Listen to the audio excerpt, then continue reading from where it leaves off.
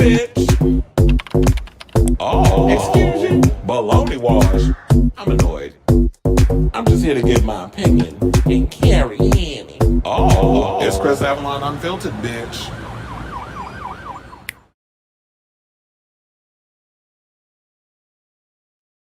No. How y'all doing, everybody? What's going on? It's your boy Chris Avalon, and welcome to a brand new episode of Chris Avalon Unfiltered, a show where we basically talk about all the things going on in celebrity news, entertainment, anything that's going on in the world of pop culture.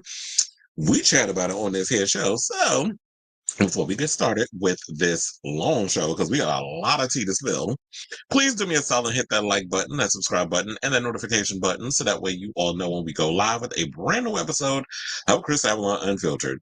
And shout us a lot, because we got a lot of tea to spill. I did come on briefly. I know I told people, and then Onyx was like, I thought you said you was doing a show on Monday. And I was like, yeah, technically I was. Going to take a long little couple of days off and all this other stuff. But that Austin Wolf tea done spilled. So I had to jump on the line and I had to do my due diligence for the community.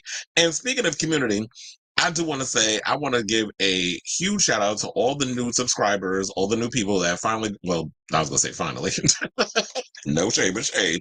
The people that finally came aboard and discovered the show through the Austin Wolf episode that I did. I kept it short and to the point.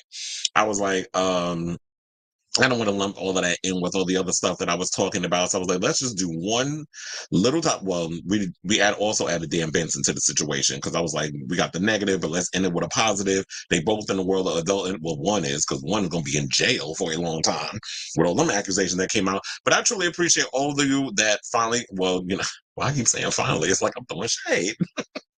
I want to give a huge shout out and show my appreciation and love to all of you who came aboard and discovered the show, who subscribed, who liked, who left a lot of comments. I read every last one of them. And, I commented on some of the things. I like some of the things. I genuinely appreciate all of you guys from the bottom of my heart. I got a lot of new subscribers. So welcome, welcome, welcome. Y'all going to get if y'all stick around long enough, y'all going to get the real situation in regards to how messy this show can get. And speaking of mess, some of the topics we're going to get into is Shifty Shellshock. We found out some more stuff about him, the months and regarding the months before his death. I truly, in my heart of hearts, what he died from was, the report didn't come back yet, but I really feel my heart is because he had struggled with substance abuse. That is what he passed away from. I believe he OD'd. So we're gonna get into that story in regards to him. Plus, child, I know Pride was yesterday, but here, me, I celebrate Pride 24/7, 365, or some people would say 25/8. Shout out to Mary J. Blige. But today is July 1st. Pride was yesterday. It ended. Some people just spend it for the month. Like I said, I spell it, I celebrate all year round. Apparently, they're coming for Hugh Jackman because he sent, a happy Pride situation by baking an LGBT themed cake. People started up with the gay rumors again. So we're going to get into that. Plus, Cardi B done cussed out the crew because there were technical issues during her BET Experience concert. And no shade, but I'm Team Cardi on this. I know some people's like, she being disrespectful. It's like, okay. I'm glad to give y'all a lowdown on how shows and all that other stuff works in that whole situation. So I'm gonna give you a little tutorial and things of that nature. So we're gonna get into that.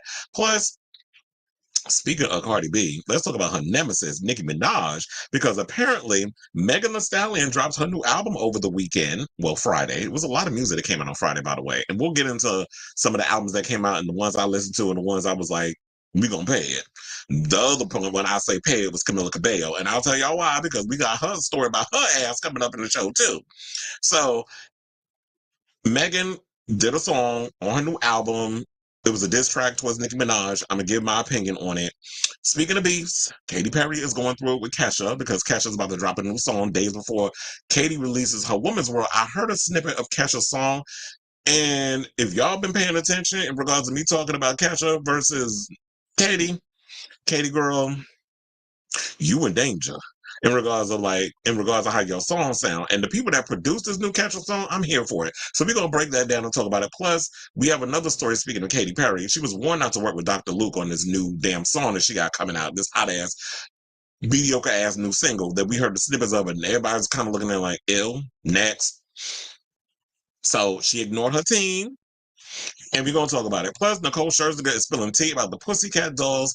Camila Cabello's racist remarks are starting to come back after she decided to give her opinion on this whole Drake and Kendrick Lamar feud, which Drake is winning. Damn, there was a video I was supposed to watch earlier about how they was trying to say Drake is a plant to destroy hip hop. I meant to watch that and kind of bring nuance into the conversation, but I'll probably watch it when I get off because it's been so much going on today that I haven't been able to really get into the things that I want to get into to make this, to come with all the facts and stories and all this other stuff. It's just been so crazy. It's been a crazy morning.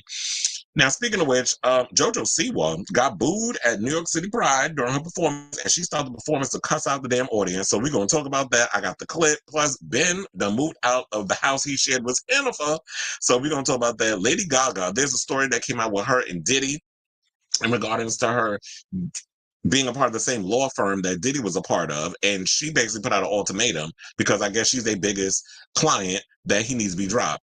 Some people are debunking the story. I have my thoughts.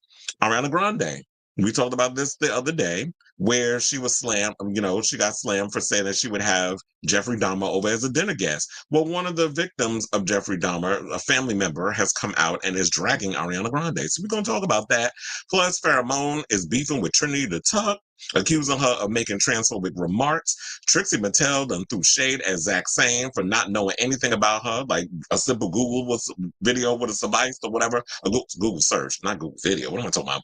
A simple Google search would have sufficed. So we're going to talk about that. I have the clip, in case y'all didn't see it. And there's another drag queen that they was talking about that Zach clearly don't know what he's talking about when it comes to these people. And I have an interesting question for you all, for my gays. So apparently, there's been controversy in regards of like how we reclaim certain words that were deemed negative. Like in the Black community, we reclaim ninja. You know what I'm saying. I can't say it on here because of the algorithm. Women have reclaimed bitch. The gays, should we reclaim rhymes with maggot? It's the F word. So I have my thoughts on that. I'll give my opinion. We have a video courtesy of Out Magazine. They ask some people a part of the community what they think about this. We'll play the video and we'll chat about it and all that good stuff. And a bunch of other stuff we had to talk about. I know that was like a long-winded sort of situation to get to the show and shit. But anyway, do me a solid and please hit that like button, that subscribe button, that notification button, so that way you guys know when we go live with a brand new episode of Chris Allen Unfiltered. And once again, like I said earlier, I appreciate all the new subscribers, all the people that commented on the Austin Wolf video. That was a lot doing that video. And that's that. Okay, I say we got some comments up in here. Oh, he said, happy extended Pride. Okay, she saw her shot. Well, she always will. Read the Camila Cabello fans for slamming me. Fuck her. Oh no, I'm going to drag Miss Camila when we get to that story. But anyway, because I feel nothing is authentic or genuine about this new album. Like, girl, please. Okay, so let's get to our first topic. And let's talk about Shifty Shellshock, because we have some more tea. Now, apparently, Seth Benzer, the lead singer of Crazy Town, was homeless in the months preceding his death, according to his friend and sober coach, Tim Ryan. Now, the man who tried to help Shellshock, whose name is Seth Benzer, stay clean in the last months of his life, Tim Ryan revealed he was homeless in the time leading up to his tragic drug overdose, saying, and I quote, "The last I heard about Seth, he had been bouncing from house to house, and then he'd been living in a tent in MacArthur Park." Whenever I hear MacArthur Park, I be thinking of Don Summer. Oh, I was like, sure, okay. I have to get to that another time. I gotta focus. So, he says, "My wife, Jennifer Jimenez, was in Los Angeles last week and actually received a phone call that they had located where he was. Ryan revealed he was planning on flying to California to find Shellshock to get him back into treatment. Unfortunately, it was too late. Seth could help anybody, love anybody, but he had a hard time loving himself." That's usually the case when it comes to a lot of situations. It's like you'll put other people before yourself. And to me, I've known many people that will do that, but at the same, I think maybe the reason why a lot of people will go forth and help others instead of helping themselves is because they don't love on themselves enough. So they feel like by me going above and beyond to help this person, then I'll get love back in that way. But it's like you have to learn to love yourself instead of putting all of your love into those other people. And who knows? Maybe he had, I don't necessarily know his story, if he's had like a bad childhood or whatever the case was, or, well, a lot of this stems from, because I think a lot of times when people get into self medicating and doing all types of drugs and things, a lot of that I believe stems from just not having the best of childhoods. And I didn't really know his personal life all that well, so I can't really speak on that. But I don't know. It's just me Sigmund Freuding the whole situation. So they said that said Benzer, after struggling with addiction and Crazy Town's rapid success with Butterfly, never was able to reach out on a more successful level to deal with his addictions. The band's manager, Howie Huberman, confirmed in a statement, "We all tried, but ultimately we all failed, or Shifty would still be here. The cause of death was a combination of prescription drugs and street purchase drugs," he continued. "Shifty was a friend and really wanted to get himself fixed. Unfortunately, no one had the exact tools to do this, myself included." Fans of Shellshock took to social media to express their love on the artist following the devastating news, saying, "This absolutely broke my heart. God damn it." That's what it says. "Seth, why? You've been in my life since we were kids. Damn, you just broke a lot of hearts. Rest in peace. Old friend, love you." One wrote on X, formerly known as Twitter. Here's the thing. I know a lot of people sit up and say, "You broke a lot of hearts. You've been in my life." Like, it's like, first of all, it's not about you. I think a lot of times people need to realize like addiction is a disease, and some people do want to get clean and they fight so hard, but a lot of times people fall short, and not having the right tools is sort of like, okay, but why not do the research to figure out a way to help your friend get to where he needs to go? You can have the intervention, you provide the tools needed to help him in his situation, and then you leave it up to them, because at the end of the day, you can't force an adult to want to get help if they're not willing to go that extra mile and get the help that they need. And it would be nice if he was still here or whatever the case was, but the reality sometimes is, and reality, sometimes you got to give it to him harsh, straight with no chaser. And it's just, it would have been nice for him to get the help that he needs. And sometimes, yeah, it's like you fall short. You didn't fail. You tried. You did the best you could. But at the end of the day, that person, as they say in the Matrix, or as Morpheus told Neo, "I can only show you the door. You're the one who has to walk through it." So, um, I feel bad that Shifty's not here. It would have been nice if people been able to survive, but sometimes, a lot of times, people can't beat their demons. And shout out to TMZ, who actually conducted the interview with Ryan. I'm sure if y'all went to TMZ and you wanted to see the whole video, whatever, you possibly can do that. But um, I guess maybe what it was that, like they said that, he was struggling with addiction around the time of the crazy success of Butterfly. Because maybe what it is that, you try so many times when you're in a band and all this other stuff and it didn't work, that band, but then all of a sudden you come into the whole rap rock phenomenon. And Butterfly was like, that was their, they came up with that album, Crazy Town, that was their first record, whatever. Butterfly was like a huge hit. And when you get that instant success, the minute you get instant success, the world is your oyster. It's like when you start out at the bottom and you have to work your way up. I think that people who do things that way, that get it gradually, they truly respect the fame and all that other stuff and understand what it is more, that it's fleeting, that it's like, it ebbs and flows, that sort of thing. And then you appreciate the bigger, the smaller things when you finally get to that big step of success. Like when some people say, "It took me 10 years plus to get to that overnight success that y'all just now paying attention to." But literally, Crazy Town had overnight success. And with that overnight success comes everything. You get women throwing themselves at you. You get all these people that's just giving you drugs and you don't have to pay for it. So when you're out partying and you're getting, all these love and accolades from all these people, when it's just fake and fleeting, because Hollywood, is the Matrix. It's superficial, and a lot of people get caught up in that. So it's sad that he wasn't able to. And then all of a sudden, after that success, then his career kind of went downhill, and he wasn't able to maintain that level of success. So I totally get it. It's just a crazy world in which we live, and may he rest in peace. So let me know what you guys think of this story in the comments down below. Okay, so the comment said young people want to go ahead, but I'm 40-year-old gay guy. Just like queer is a slur to me as well as that F word is. Oh, so I guess what you're saying is you're against people trying to take the F word or whatever as um a positive.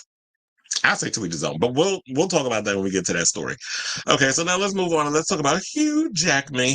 Janet Jackman, take it in the butt. Look at me, saw Hugh Jackman.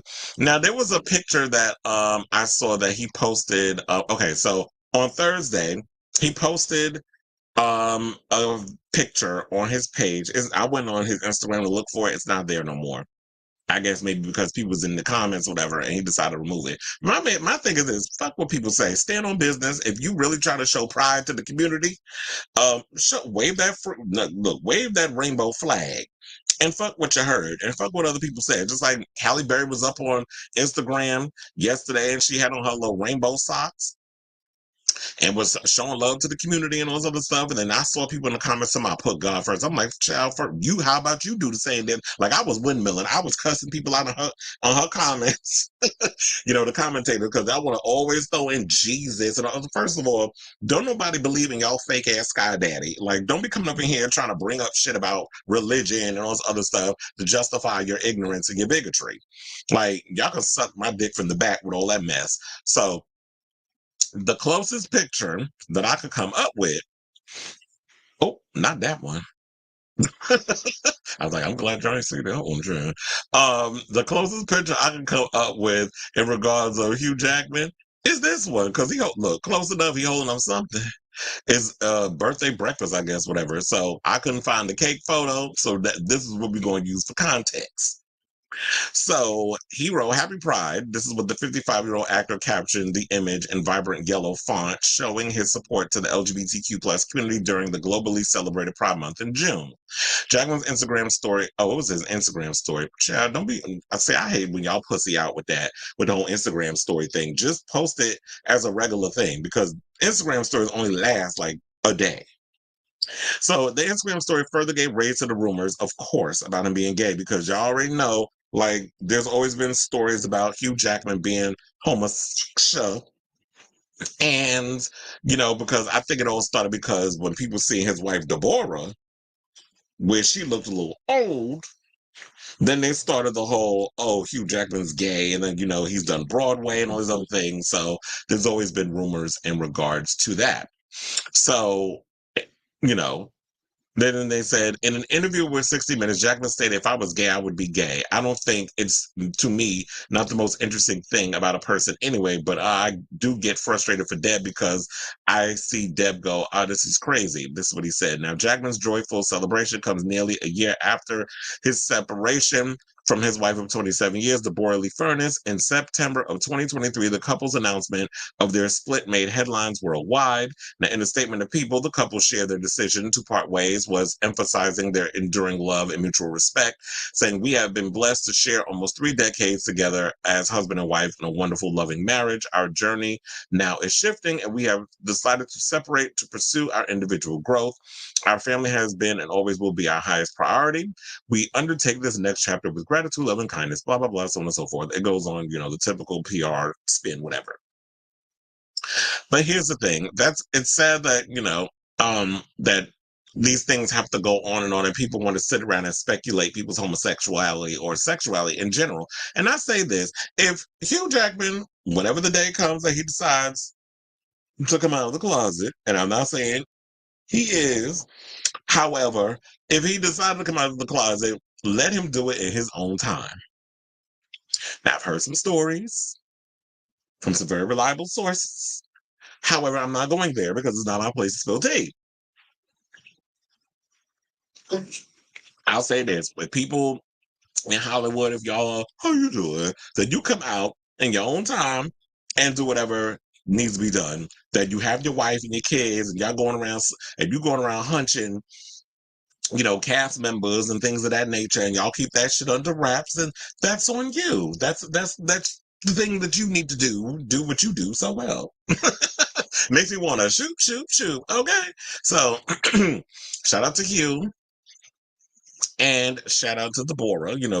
They've split. She's gone her way. He's gone his. He's doing whatever he want to do. They want to play up the whole gay relationship homoeroticism thing for the whole Deadpool movie, and I see they're dropping more Deadpool little trailer. I'm like, I'm not watching no more little trailers in regards to Deadpool. Y'all already got me. You got my ticket. You know I'm gonna go see the damn movie. I don't need to see no more stuff about it, and I have been avoiding any new clips regarding the Deadpool and Wolverine movie. So, with that being said, may everybody continue to celebrate Pride. And look, people who fit that whole superhero male macho masculine type of thing, which we know Hugh Jackman isn't that. That's a character he plays. He is a nice guy. I've actually met him back when he was promoting Logan at my job when I used to work at the AMC in Times Square. He actually came there and promoted the film. And we had to bring him into the elevator, that sort of thing. We had a brief conversation. He's a very nice guy, very good looking in person too, and tall. So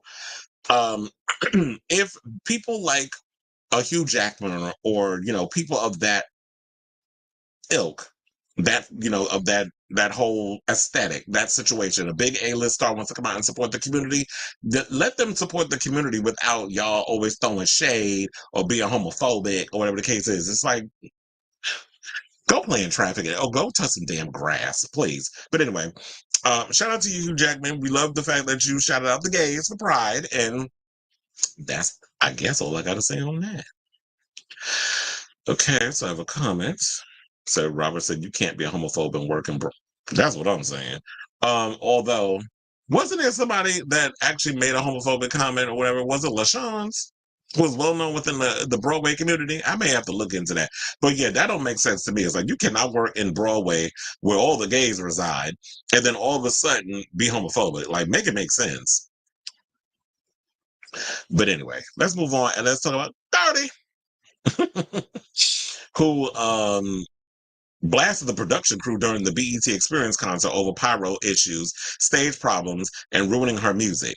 Now, the I Like It singer, who's 31, wore a leather sequin black and silver number 11 jersey, which she paired with coordinating black leather micro shorts and rhinestone-studded platform Prada boots. The Bongos rapper, who recently showed off one of her rare Hermes handbags, performed a selection of her hit songs, including Press, Money, and No Limit, and the audience loved it. The singer, however, did not address the technical crew of said the singer, however, did not, and addressed the tech crew of Crypto.com Arena mid-set over some problems on stage. Now, I had to really dig for this clip because I seen like people was posting the clip, and I think it was one of the people that actually tried to come for Cardi and her whole attitude, and Cardi had cussed her out on social media.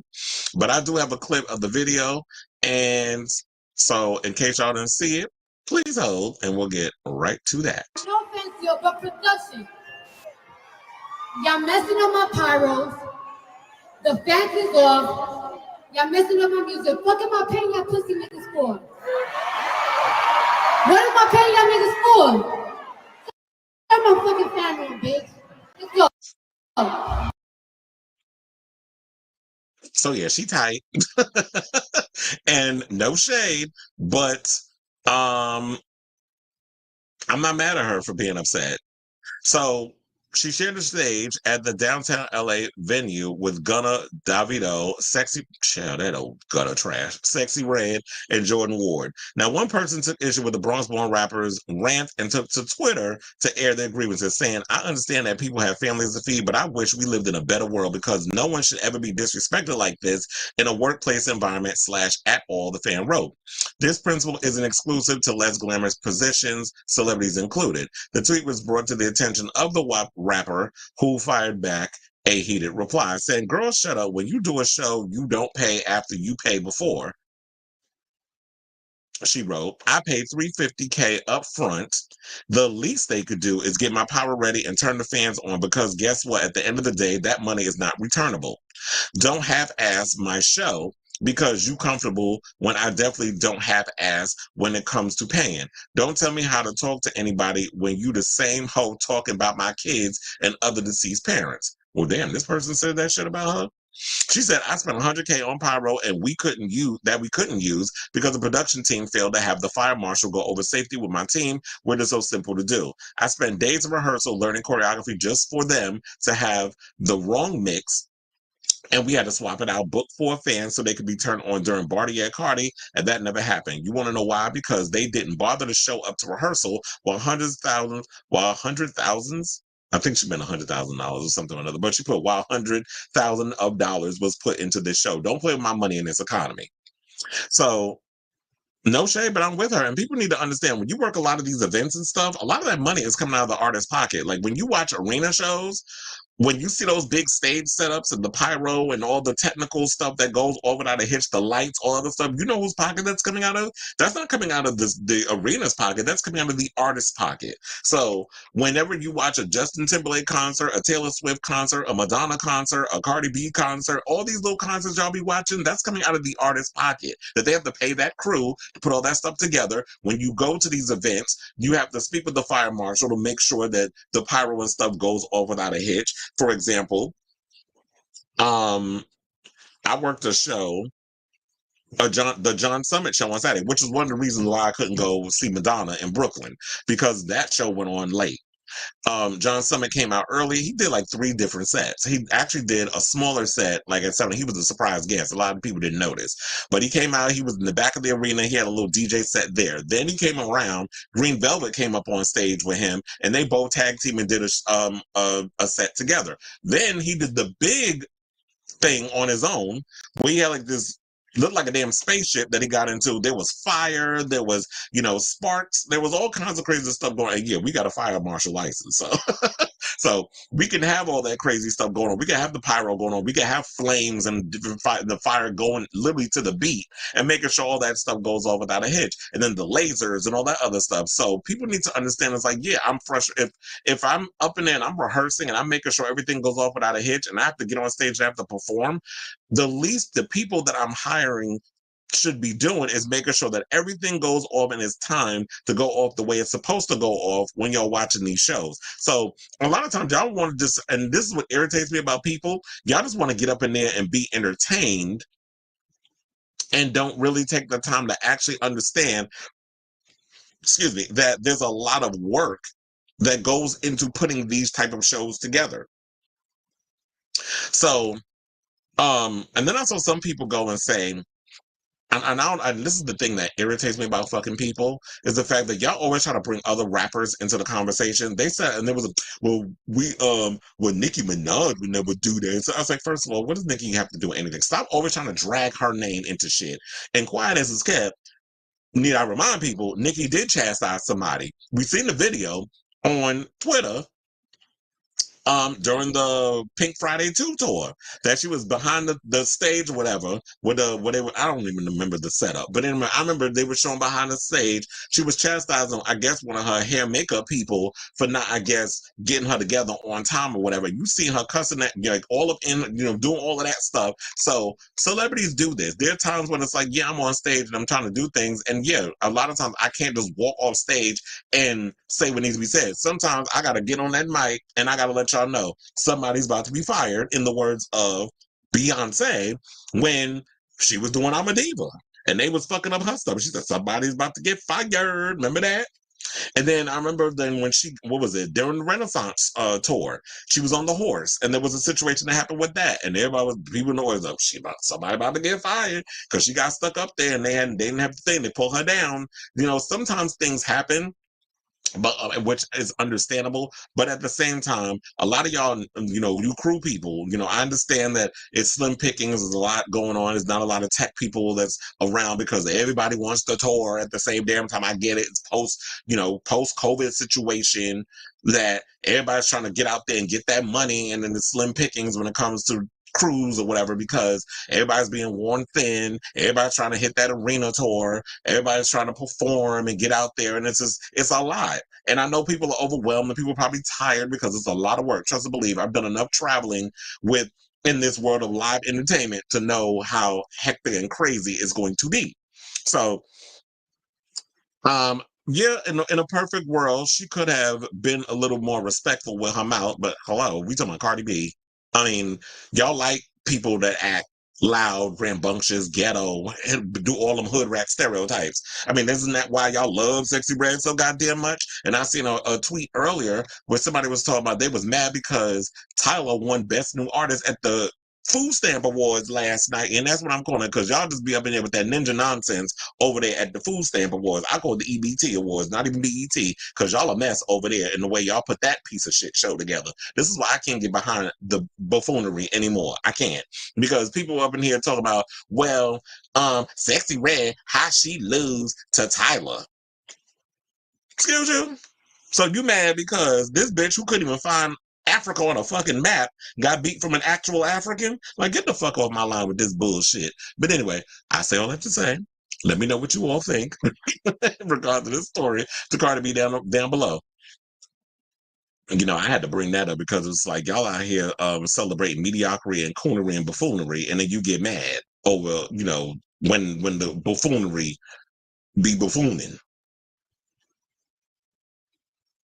So Onyx says Cardi seems like the type to have a lot of built-in anger and frustration because she a Libra. That's what it is. She a Libra. You know, them Libras, y'all stay pissed off about shit. I was friends with a Libra. We not friends no more. For many reasons, because he's tried me twice. So I was like, okay, bitch, you gotta go. So yeah, but she definitely needs to know how to channel her anger. But at the same time, it's like, you know what? She comes from that reality TV era. She comes from Love and Hip Hop, and this is what they like. They like pushing that type of buffoonery out there, and that's what she came famous for. And she's gonna continue to put that out there in the universe because it sells, and that's what people like. People like that she keeps it real, as they say. I said Cardi was getting trolled online for not selling out the beats. She didn't sell it out, or to me, is it okay? So what I want to know is, because I don't know much about the BET experience, was it kind of like the Essence Fest or one of them type of festival type situations where she is performing and it's a multitude of people, or maybe in the article it said that it did say that she was performing with a bunch of other people. So it's kind of like a festival thingy. So I'm wondering if the fact of maybe the time she went on, just wasn't a lot of people out there in these arenas or in these and here's the thing I've been noticing too. A lot of these artists have been performing in arena type settings, and they really have not been selling out a lot of the tickets. Like even when I worked the John Summit show, and it was an amazing show. He definitely gave a show, like DJ'd out his ass, like literally DJ for like a good 5 hours in between. Like when Green Velvet did his thing, he was up there too. Like he was there the whole damn time. And then after that, he went and did a show at 2 a.m. somewhere else, an after party. And then after that, had a show in Central Park. And you know, John Summit had went through this situation because there was some controversy. Apparently, he said he was going to be doing a gay pride event, and he lost a lot of fans because of it. I said, "Oh well, where y'all think house music stems from? The gays. Like this isn't new." Oh, so I'm a Libra. I wasn't being serious the other day when I said Scorpio energy. Well, look, I don't shade all Libras because actually, oh my God, I just remember one of my really good friends that works in the entertainment industry. He's a Libra, and yes, Libras are very emotional. Some of them mean well, but there was another Libra I had. First of all, okay, let me just stem by saying this. Maybe I think there's a difference between months. The one I dumped is a September Libra. The one I'm friends with still, and we've had our issues, but we always find our way to come back to each other. We're gonna be like the Golden Girls, like we're gonna just retire as old queen, just reading everybody that we encountered in this industry, you know, on our porch. But anyway, he's an October Libra, so I feel like October Libras are a little more centered. Y'all still got your emotional stuff where it's like you gotta always let it out, which is fine. You can let out your energy if you need to, but child, everything don't need to be broadcast. Like I said, with Cardi, she should be channeling all that energy into putting into her music instead of constantly throwing shade at you know, online or airing out her frustration. I'm like, all that could be put in some damn lyrics. It should not take half a decade for you to put out a sophomore album.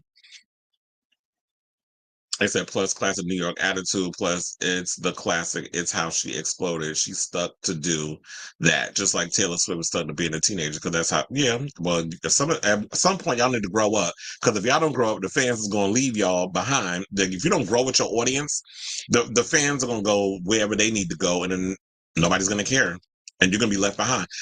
Yep. Green Velvet is a DJ remix, Sorry by Madonna, the only sorry we know in this house, plus Tony Braxton. Well, I do like Tony Braxton. I'm not lumping all it. Look, I'm not Hannaford, where I'm just going to sit and categorize all, signs and things like she did with that stupid ass movie, that movie musical, whatever the hell she wants to call it, on social media. What was it? Oh, yeah, it was on Prime Video. Y'all know that piece of shit that we talk about. But anyway, let's move on, because we're going to talk about Hannaford later. Now, speaking of beefs, let's talk about Megan Thee Stallion and her diss track with Miss Nicki Minaj. So on Friday, it was a lot of music that came out. I listened to the Megan album. I definitely love it, especially Rattle. Funny enough, when I'm listening to the song, I'm like, I would just into the chorus. Like, I would just bop into that chorus. And then I ain't realized, I'm like, wait a minute, this is a diss track towards Nicki, which makes sense because how it all started, in case y'all forgot. Megan came, she did that song Hiss, which was addressing not just Nicki Minaj and those other stuff. She was addressing everybody that was coming at her. Drake, that op for the music industry, or that music industry plant, as we should call him, and a bunch of other people, Tory Lanez, all this other stuff. Then she mentioned the one thing about Megan's Law. Nicki went on a whole damn tirade for 72 damn hours, just going on, and then decided to turn her reads on social media into a diss track, which was trash. And now Megan has come back with a song addressed directly to her. So it wasn't even about, that other song wasn't even about her. It was just, I'm just going to come for you specifically in this song. We haven't heard anything from Nicki yet, and that's good. But I am waiting to see if she's going to come and clap back. And if she does, then she has a right to do so, because this is hip hop. I grew up in an era of rap beefs and how people would take those rap beefs and you would squash it on wax. That's when you put your shit, which is why Drake can't take it. And maybe it's everybody from Young Money. Y'all just bad at diss tracks. Like y'all can dish it, but you can't take it. So, because he got slaughtered by Kendrick Lamar, and I'm loving the fact that Kendrick Lamar has decided he put that song on a loop and performed it like 4 times or 5 times when he did that recent situation at Juneteenth. You'll say he's shady for that. But I live. And then now he's turned the song into a music video. So it's catching on. He gonna keep it going.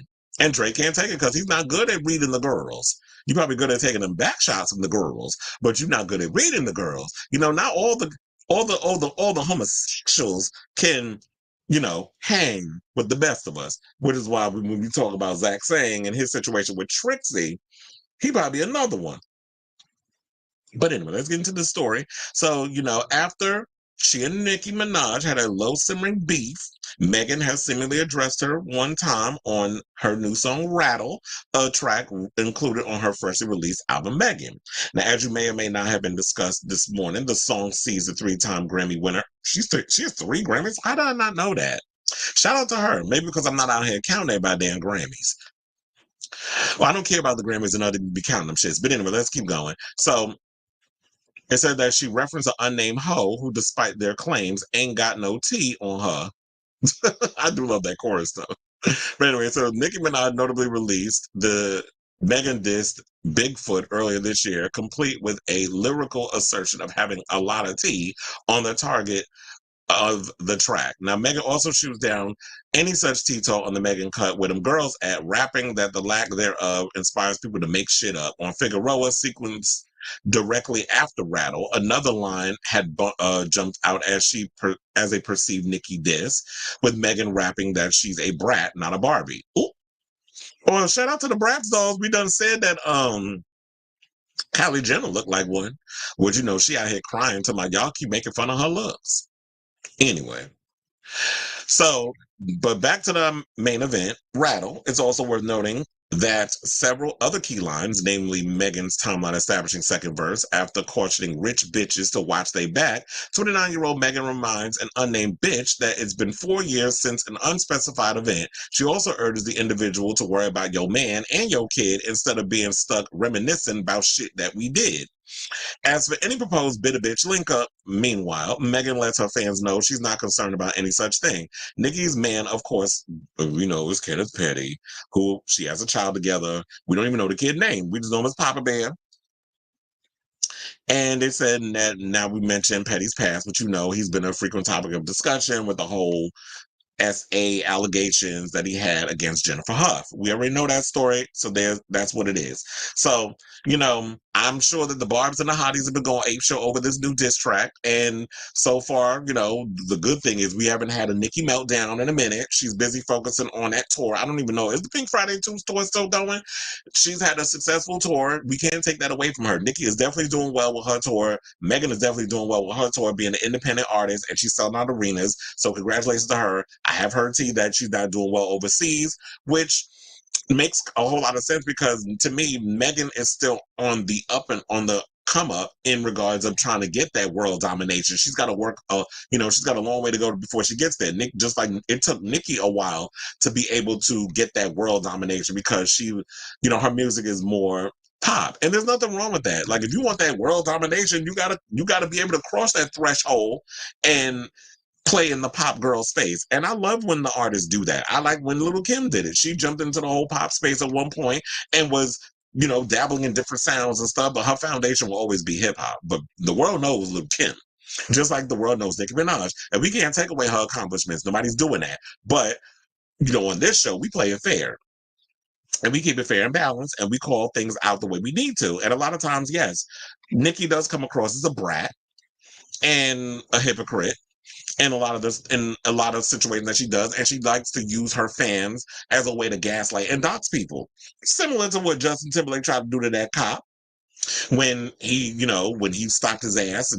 And recently I just seen the picture of Justin in the passenger seat getting driven around. I said, finally your ass is smart that you in the passenger seat instead of driving the car, because now, you're trying to do everything you can to make sure that you're an upstanding citizen so that way they don't throw your ass in jail for violating any kind of whatever, or it looks bad on your case when you have to go before the judge in a couple of weeks, because I believe it's sometime this month. So I say all this to say, y'all both need to move on with this situation. I like Megan's music. I like some of Nicki's music. Y'all both are good in your own right. And I really feel like that y'all just need to go off and do your own thing. Yeah, y'all not friends. Everybody's not expected to be friends with everybody in this business. But just go off and do what y'all need to do. And that's that. And hopefully this puts this shit to bed. We could all move on with our lives to bigger and more important things. So what do y'all think of this story? Who do you think won this round in regards of Nicki and Megan?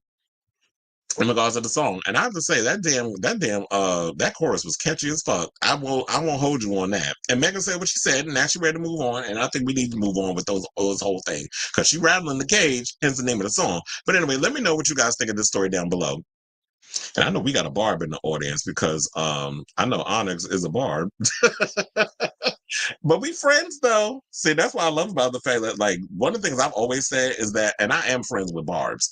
So we have our difference of opinion, but we're mature enough to be able to have our opinion about stuff, but come around and be like, I respect your opinion, and that's that. And those are the type of people I like to be around. I don't want to be around people that's stuck in the matrix, that just believe the bullshit they want to believe. The people that out here, like these damn people, up in here believing this craziness from the Trump administration that I saw earlier from the Young Turks. I'm like, am I in the goddamn Twilight Zone with the stuff that people out here believe? And I'm like, they both two sides of the same damn coin.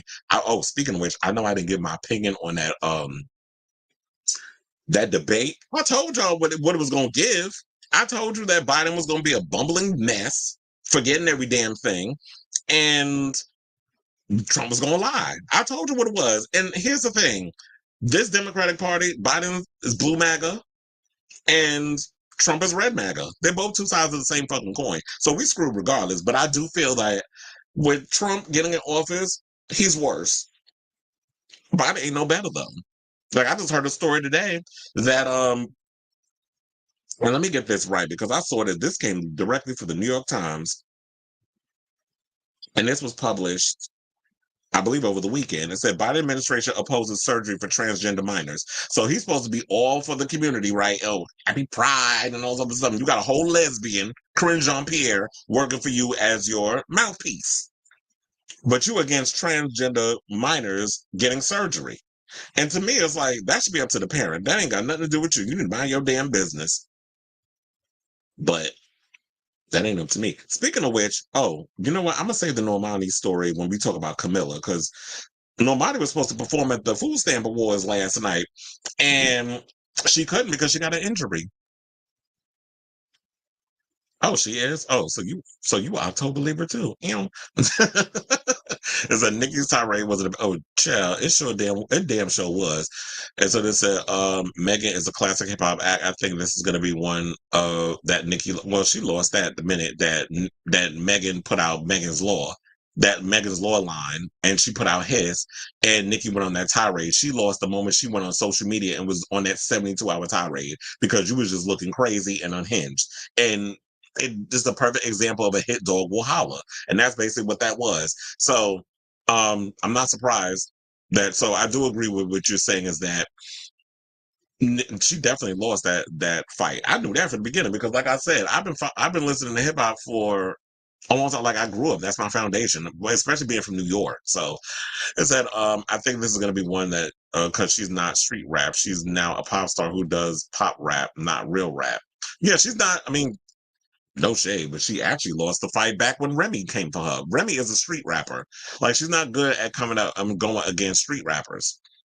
And there's nothing wrong with being a pop star. Like I said. Oh, so the tour is going on until November. What we talking about? What are we talking about? We talking about Nicki? Well, I know Nicki is still going to be touring because she's actually coming to my job again in September. I think September 7th is when she's doing a date at the Garden. She's coming back to do another show there. So, I know she's still going to be touring because she's coming back to the United States to do another round, which I'm like is good because she making that coin. So at this point, the girls need to be a little more direct with their. I agree. I'm sick of the subs, because that's basically what Megan was given. I'm just like, can y'all just be direct? That's what I love about Kendrick. Kendrick, I was like, oh yeah, I don't care about Kelsey because that bitch. She just get on social media and just will talk, sing to anybody that'll listen. And like, girl, don't nobody care about you except these low, these bottom of the barrel blogs or podcasts that just want to go viral for a day. So, but yeah, I'm just like with rappers, I miss the days when y'all actually went direct at each other. When Eminem would get into beefs, he went direct. When LL Cool J would get into his many beefs with a lot of rappers, and he was good at going in and letting have on rappers in his rap beefs. Even with Cannabis, when he did a song called Can I Bust? He was real direct. And I miss those days where y'all actually were direct, go give direct shots at the rappers that you were beef with versus I'm gonna just be subliminal on my message, and I want y'all to figure out what I'm talking about. Oh, ain't nobody got time for that. Ill. First of all, that's you want to know something. You saying that sounds about right. That they would make her the Vanguard Award winner because music videos, her new album's about to come out. But this whole thing with the timing of what's happening with um I think funny enough, it's funny how you brought this up. Katy is the next story. But um it makes sense that they would pick her to be the Vanguard winner because of with this new album that's about to be coming out soon, and the album's probably going to be coming out around the time of the VMAs, which the company that I work for, they also have like if I could have worked at UBS, but I heard so many bad things about that place. I was like, I won't work there. So I could have, if I could have been working for the VMAs, but I was like, y'all can have that. It would probably have been cute if they was if they were at Madison Square Garden. But whatever, that's where y'all at that. Y'all can stay over there. So I could definitely see them doing that, but the timing with this whole thing with her and Kesha, I don't know if the fans even care at this point. I really feel like this song with her and Dr. Luke is a mistake. And we're going to get into that in a second. Janet couldn't be bothered to do another guard. No, she was at, I don't know if her show happened in New York already, but yeah, she was at, oh my God, how did I forget the name of it? Barclay Center. I don't know how I forgot that. In Brooklyn. That's what she had, Barclays Center. I've never been to the Barclays Center, but I've heard people say it's like, I've heard actually when I was speaking, when I met this guy and his girl at, during the Nicki concert, and I ran into him again at a Mets game. Funny, it was like I got one of them faces where people recognize me apparently. And, when I was talking to him, because I told her I met a lot of really nice barbs when I was working that event. So that's why when I say a lot of times the shit y'all get on social media is not the same when you get from people in real life. Like there are people that are real upfront and stuff. And so when I was speaking to them, they was like, "Oh, y'all got a better setup in here than the Barclays Center." So that's what I literally was hearing. That well, I'm like, hello, duh. First of all, we're the world's most famous arena. That's why people love coming to the Garden because our reputation.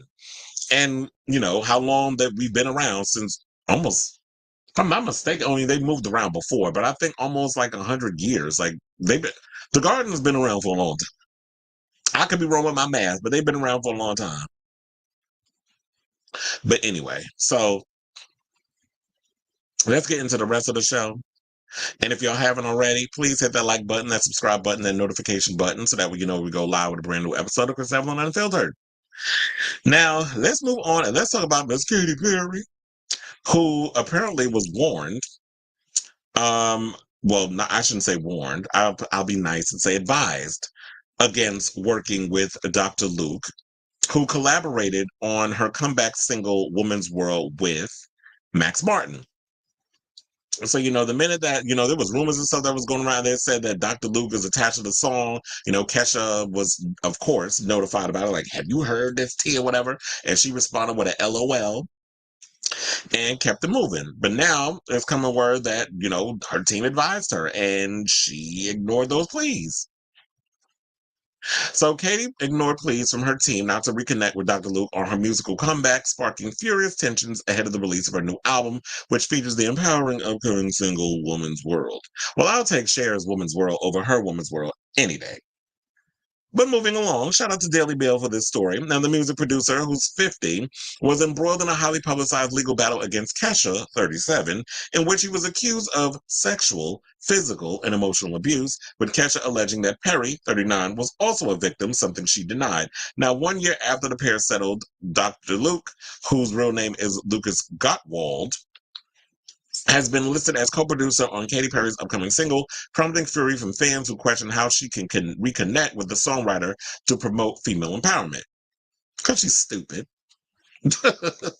And she's a fraud and isn't really about female empowerment. To me, Katy Perry is about as deep as a pond. Her music has always been mid. I mean, she has a couple of hits, but it goes to show that after she stopped working with Dr. Luke on her last two albums, that he's the Svengali behind a lot of her biggest hits. And she just goes along to get along because she's more or less about a hit. And if you've been watching a lot of like the fashion statements she's been making, well, her damn titties is falling out, of her clothes, and she's walking around half naked, and allegedly she's on Ozempic and all this other stuff, that she's desperate. Like she's desperate to be up there with, the Taylor Swifts and the Charlie XCXs and the Beyonce. She wants to be a part of that conversation, but Katie's never been that girl. She runs around with people dressed up in shark onesies and shit. Like that's her aesthetic. And shooting whipped cream out her boobs. Like that's about as deep as she goes in regards to her personality. Like I said, she's about as deep as a pond. But if y'all like it, I love it. But let's continue. So they said that so many fans are already turning on Katy before she's even released new music because Dr. Luke worked on this album with her. This is what an insider told DailyMail.com exclusively. She is trying to promote it on female empowerment, but working with Dr. Luke screams the opposite. She was advised against working with him and was also advised to tone down the sex appeal, but she is ramping it up. She is listening to no one about how to promote the album, market it, etc. The source claimed Perry's motivation for releasing a new album was for a paycheck after bowing out of American Idol in May and selling her back catalog to Litmus Music for $255 million in 2023. But here's the thing. Why does she need a check? Like, girl, are you that desperate and hard up for money that I get the whole selling your catalog, but she sold it for $255 million. That's a lot of coin. Plus, she was making $25 million per season of American Idol. Like, Is that not enough money you have in your account that you need so much? And you know what? You might as well just amp it up and continue to sabotage your career because quiet as it's kept. Or maybe it's not even really that quiet. Or maybe it is. Because it seems like us pundits are the ones that's talking about it. This album's gonna flop. From what I heard from that single, the single is not giving. It was, little clips and stuff that we heard or whatever the case was. I wasn't impressed by the chorus. I wasn't impressed by, a couple of the lyrics that you dropped. He don't have his head. Like, that's literally what it sounds like. It sounds robotic. It sounds soulless. It sounds uninspired. Like I said many a times, and I'm going to keep reiterating it. If Ava Max, of all people, is like, this song ain't good enough for my album, Katy Perry gonna pick it up and put it on her record? And I told her, and there's no shade to Ava Max. I live for your song. Dominant Dance Floors, I work out to that at the gym. But girl always gave me poor man's Lady Gaga and a lot of her stuff that she does. And she's another one that anybody could pretty much sing an Ava Max song. Because how can you differentiate her from all these other girls out here? Like from a Camila Cabello, from a BB Rexa, and all those girls. Those mid pop stars, mid-level, I should say. So, we already heard the thing about her being Kesha and Dr. Luke were in a legal battle for over a decade. And then 2016, she accused him of R-ing Katy Perry, which she denied. Now, I do wonder, it's like, you know what? If that actually happened with him and she just denied it because she wants, her career and her being a Hollywood pop star is more important. And this is the energy that she gives me with a lot of her stuff. That number one hit, that career, that all that other stuff is more important to her than actually being authentic. And that's the thing that I think I'm going to drive in this show a lot today, especially when I come to talk about Camila later on. This generation, I don't know if it's, can I say just Gen Z, or should I just, you know what? I'll just generalize everybody. I feel like we're in this point now, especially when it comes to the younger generation, like Gen Z, I'll say Gen Z, Gen Alpha.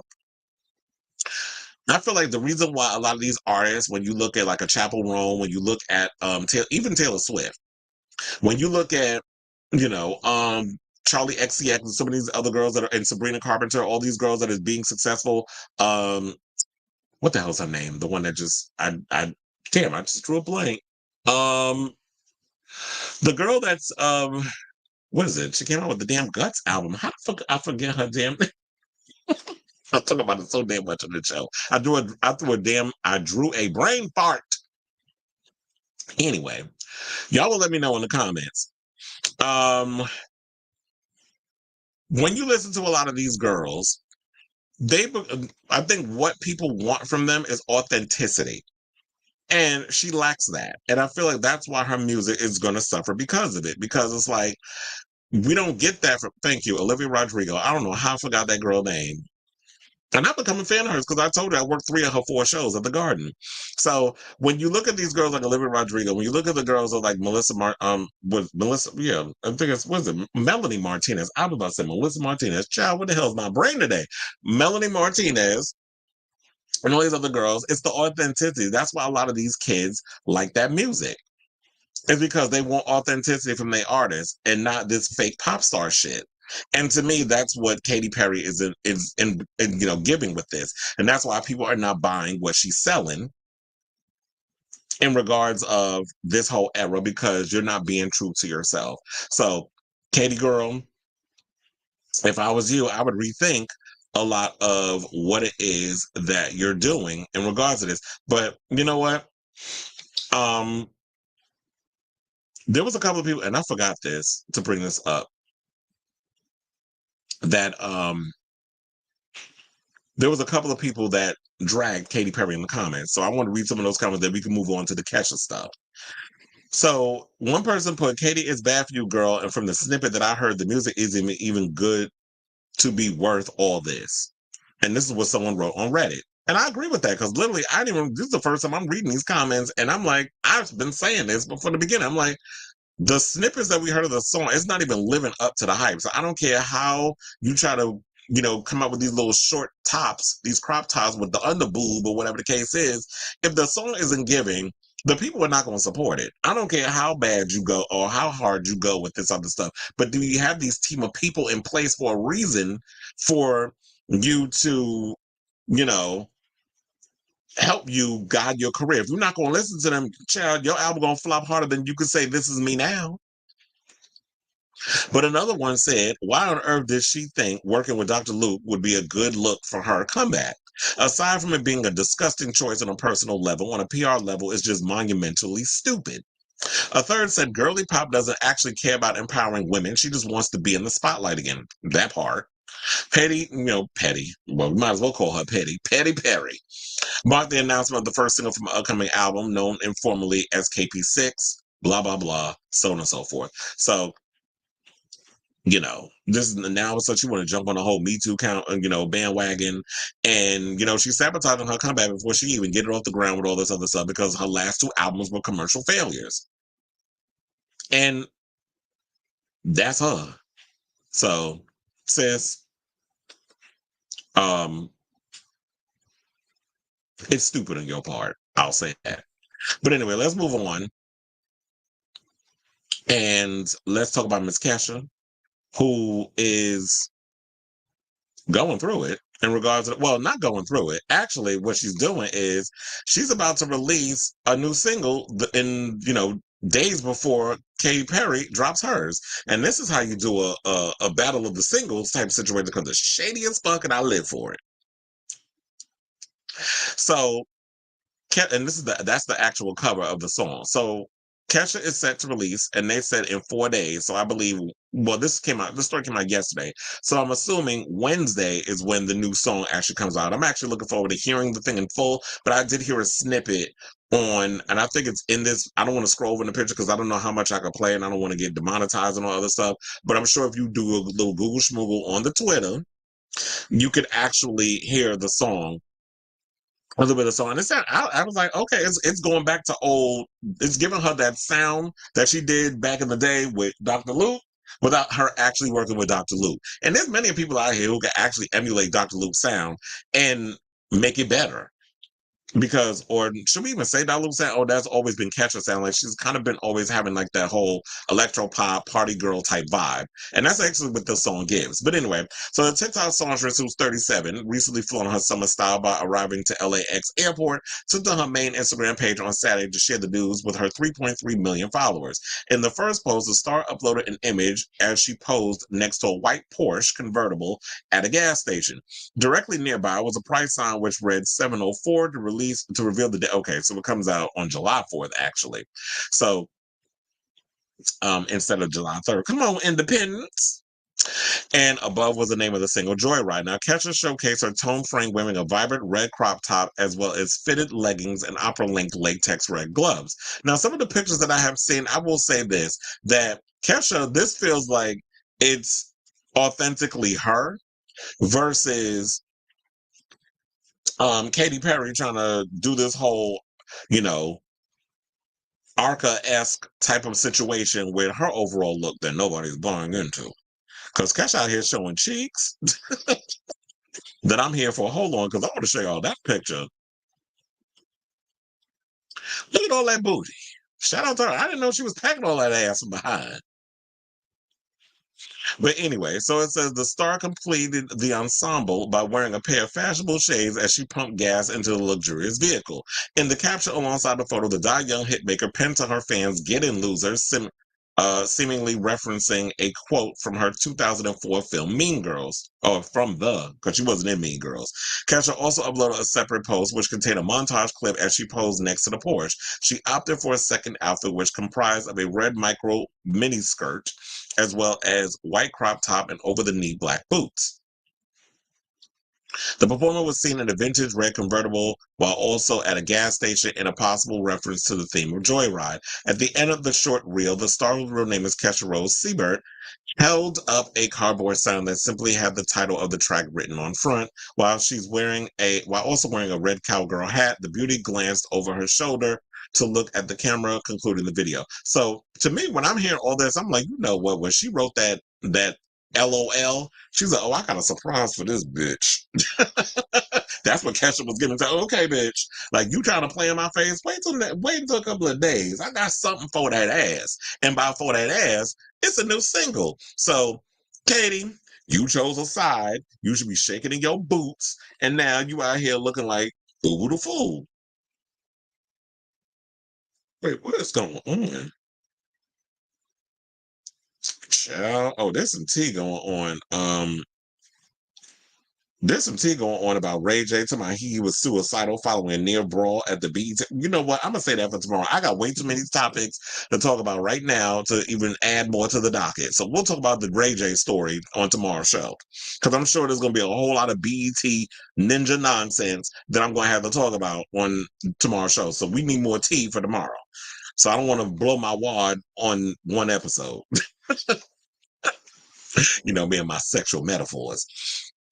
So, social media users flock to the comment section. Could you not live for a comment on social media? And we always talk about it on here. So they said they shared their excitement over the new single, with one penning, "Yes, finally the queen has returned. The world is healing.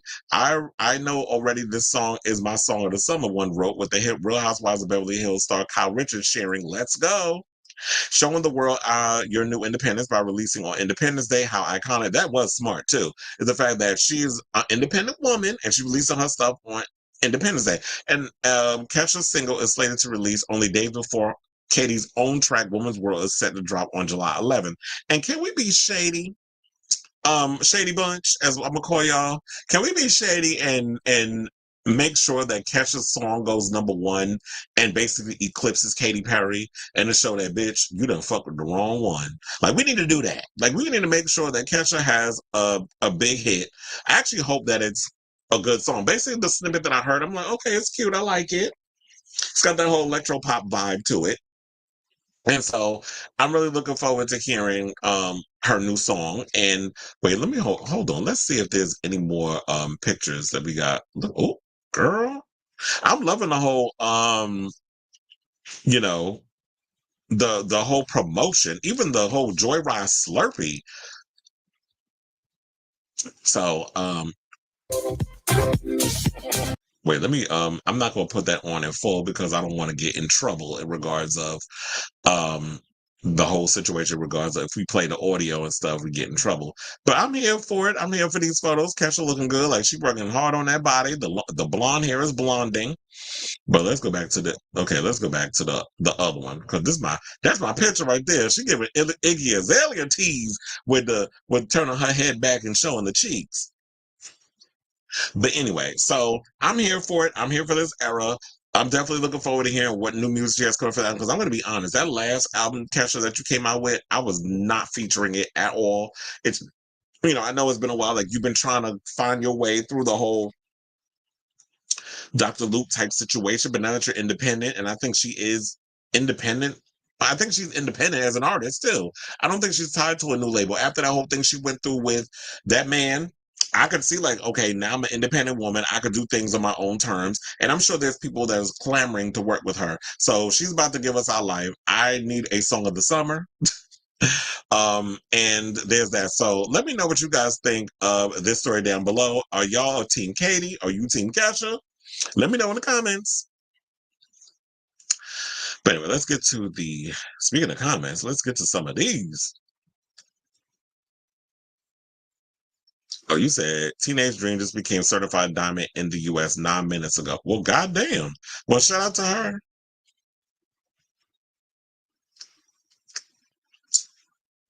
We said Olivia Rodrigo, Billie Eilish, Lady Gaga is authentic to them, but to us, it screamed Madonna. Yeah, because I guess they didn't understand, they didn't know who Madonna was. Madonna was before their time. So when you get this girl that comes out that does a lot of the things that, with the fashion and the costumes and all this other stuff, and the dance songs that Madonna has done on other artists, that's their reference. So they're not familiar with Madonna where we grew up with Madonna. They didn't grow up with her. So they had Gaga. So I definitely get that, why we see it the way we see it. Chaperone is the same age as Camila and Normani, but what Chapel does seems so true to her. And when I tell you I am obsessed, with Chapel Roan. I don't know where that came from. Like all of a sudden, I was like, I saw this performance or whatever that she did a private. Well, I think I was reading an article or something, and I was like, check this girl out. And I started listening to her. I'm like, okay, this shit is weird. I'm living for it. Like it takes me back to the days when I used to listen to a lot of the pop girls from when I was a kid. Well, it's not even necessarily pop, but it was like alternative. And that's what Chapel gives me in a lot of her music. It's not necessarily like dance music. It's got a lot of that synthy. It's got that alternative type of vibe. Like especially like, Shirley Manson from Garbage. Like she gives me that whole type of like that fuck you attitude type of vibe that I love. And I love Shirley Manson. That's my Virgo sister. So that's why I think I just became obsessed with. And then plus, she was just like a cisgendered lesbian that does drag. Which we had people like Plain Jane trying to question. It's like, girl, we need to question your tight ass drag. Don't be trying to question Chapel Roan, and don't get mad at her because she do drag better than you, sis. But that's a whole nother conversation for a whole nother day. Her real name is Katy. I felt Chapel, I believe. I forget how she came up with that name. I think it was from like her grandparent or something or another. I can't remember exactly how she came up with her stage name. After look into that as a brain refresher. Lady Ferg on Madonna, she went from doing her biggest show a couple months ago to doing a little block party show. That makes Madonna to be basically more real because she could do a small private festival. That's one of the things, and that's why I say like, here's that. Well, I live for Lady Fag. Is another club staple. But the thing with Madonna's always done that. Even when she was a major star, she would go to like small venues and she would do like shows to promote her stuff. And I wish that there were more artists that would actually take a page out of that handbook and do that. Where it's just like, yeah, I'll do the biggest show in the world, Rio, and come and do a small little show in Brooklyn and judge a ball. And she had everybody up in there. She had Bob the Drag Queen. She had Arca, who I heard Arca's working with JT from City Girls on a song. So, and I'm like, okay, I see you. Said, look at you working with the trans producers out here. Like you really trying to distinguish yourself from that other hoe. The one that, was Diddy's drug mule and pussy mule. So, to me, JT seemed like she's gonna have a really good career, I guess, working within that whole underground hyper pop type of community. Something Camilla's trying to do with that new album, but it's about to fail miserably. It's just like, I will always find a moment to throw shade at her throughout the show. But yeah, oh my God, there is some real crazy stuff coming out about Ray J. Look, I gotta stop going on my phone. Like there's a whole lot of tea coming out about him. But anyway, so it's I think she is an independent artist because remember she said she wouldn't tell us. Oh yeah, I wouldn't. I would stay independent. And look, she's already built enough of a career where it's like people can work with her. I said, I'm sure that's a reason why Gen Alpha really liked Doja and Chapel because they were being born during Gaga's peak. Could be. I said, oop, the Green Charlie wall in New York City says, oop, bye. I guess the era's over. Wait, what happened? The era's over with Charlie, is it? It can be. Because funny enough, I heard she made an appearance at Troye Sivan Something to Give Each Other tour, which is getting rave reviews. And they said she performed, and then I was reading a review of it on Pink News. Well, hold on, let me go look up Hot Bass on the Twitter.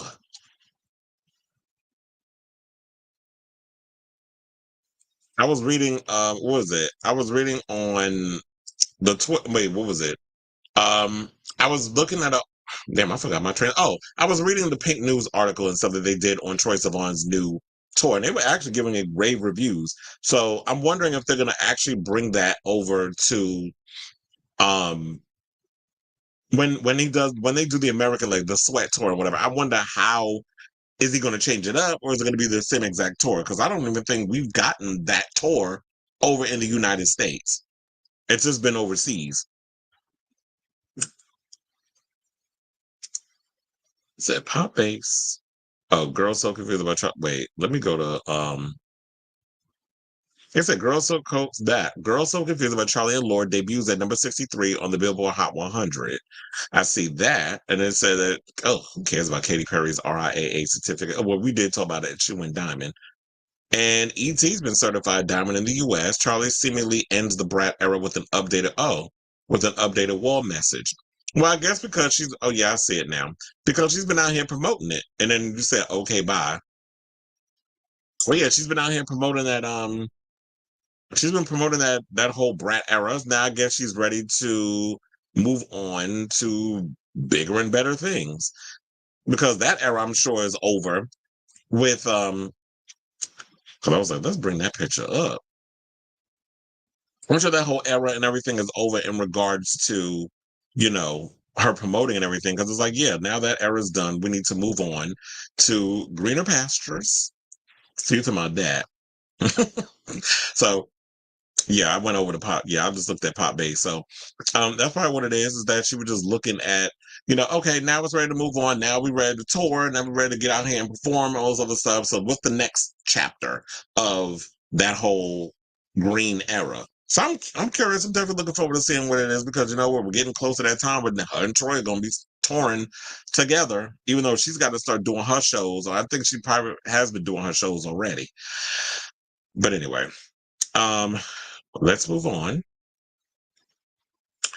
and talk about Nicole Scherzinger, who is spilling tea about PCD.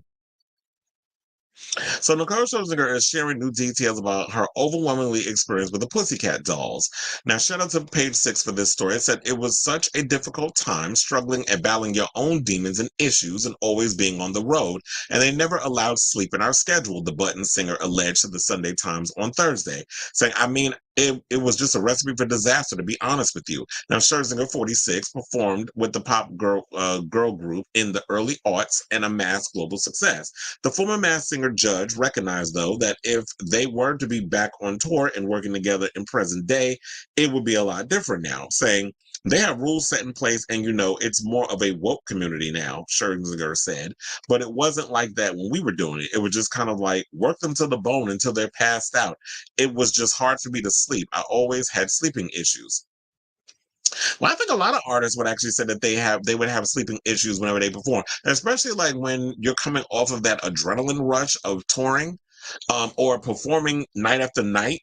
It's like my body's trying to wind down and I can't and then it's like you got that insomnia and all that other stuff. I think Madonna's always said that she stays up until like 4 a.m. or something or another. So I do agree with that because as an artist, I have problems sleeping and shit too. Like there's times where it's like I go to sleep late and I'm up early in the morning. I don't know how my brain does it, but it's just like my brain is always going a mile a minute. And when you're doing a lot of things, when you're working in environments and stuff where the adrenaline is asking for a lot, you do forget to like take care of yourself and go to sleep at times. And you have sleeping issues because I have sleeping issues too.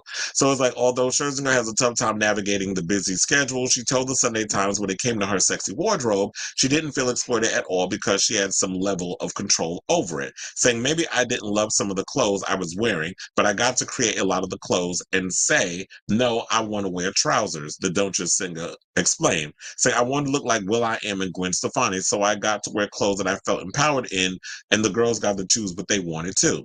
Which is why a lot of times, now that you think about it, I kind of noticed now that Nicole did dress like Gwen in a lot of ways, where she would wear like what do they call those? Like a onesie type leotard situation, and then she would wear pants over it, where they have little cutouts where you can see her abs, or like a crop top with some trousers and some boots. So she did kind of give that look. And Gwen Stefani had her own distinct look, which I think a lot of the girls live for when the way, Gwen's style was.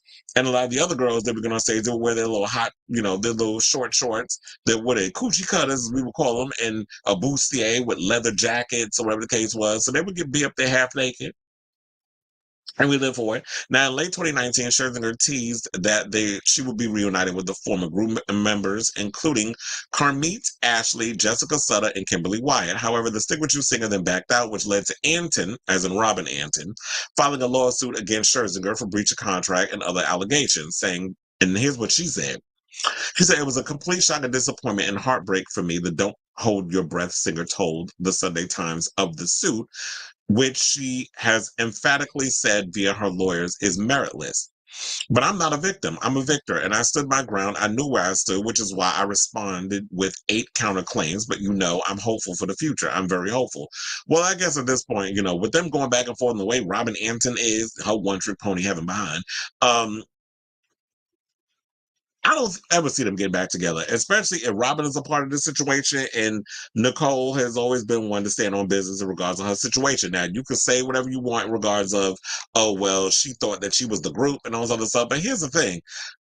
Pussycat Dolls was never like a girl group. They were a burlesque act who they always had guest singers. I just saw a video the other day. Well, I guess I can call it a clip because it was under 2 minutes of Carmen Electra being interviewed, and I think this was years ago. But all of a sudden, this whole thing when I'm doing this article, when I was putting this article together, all of a sudden on YouTube, this video happened to come out. This is why I know like Big Brother's watching.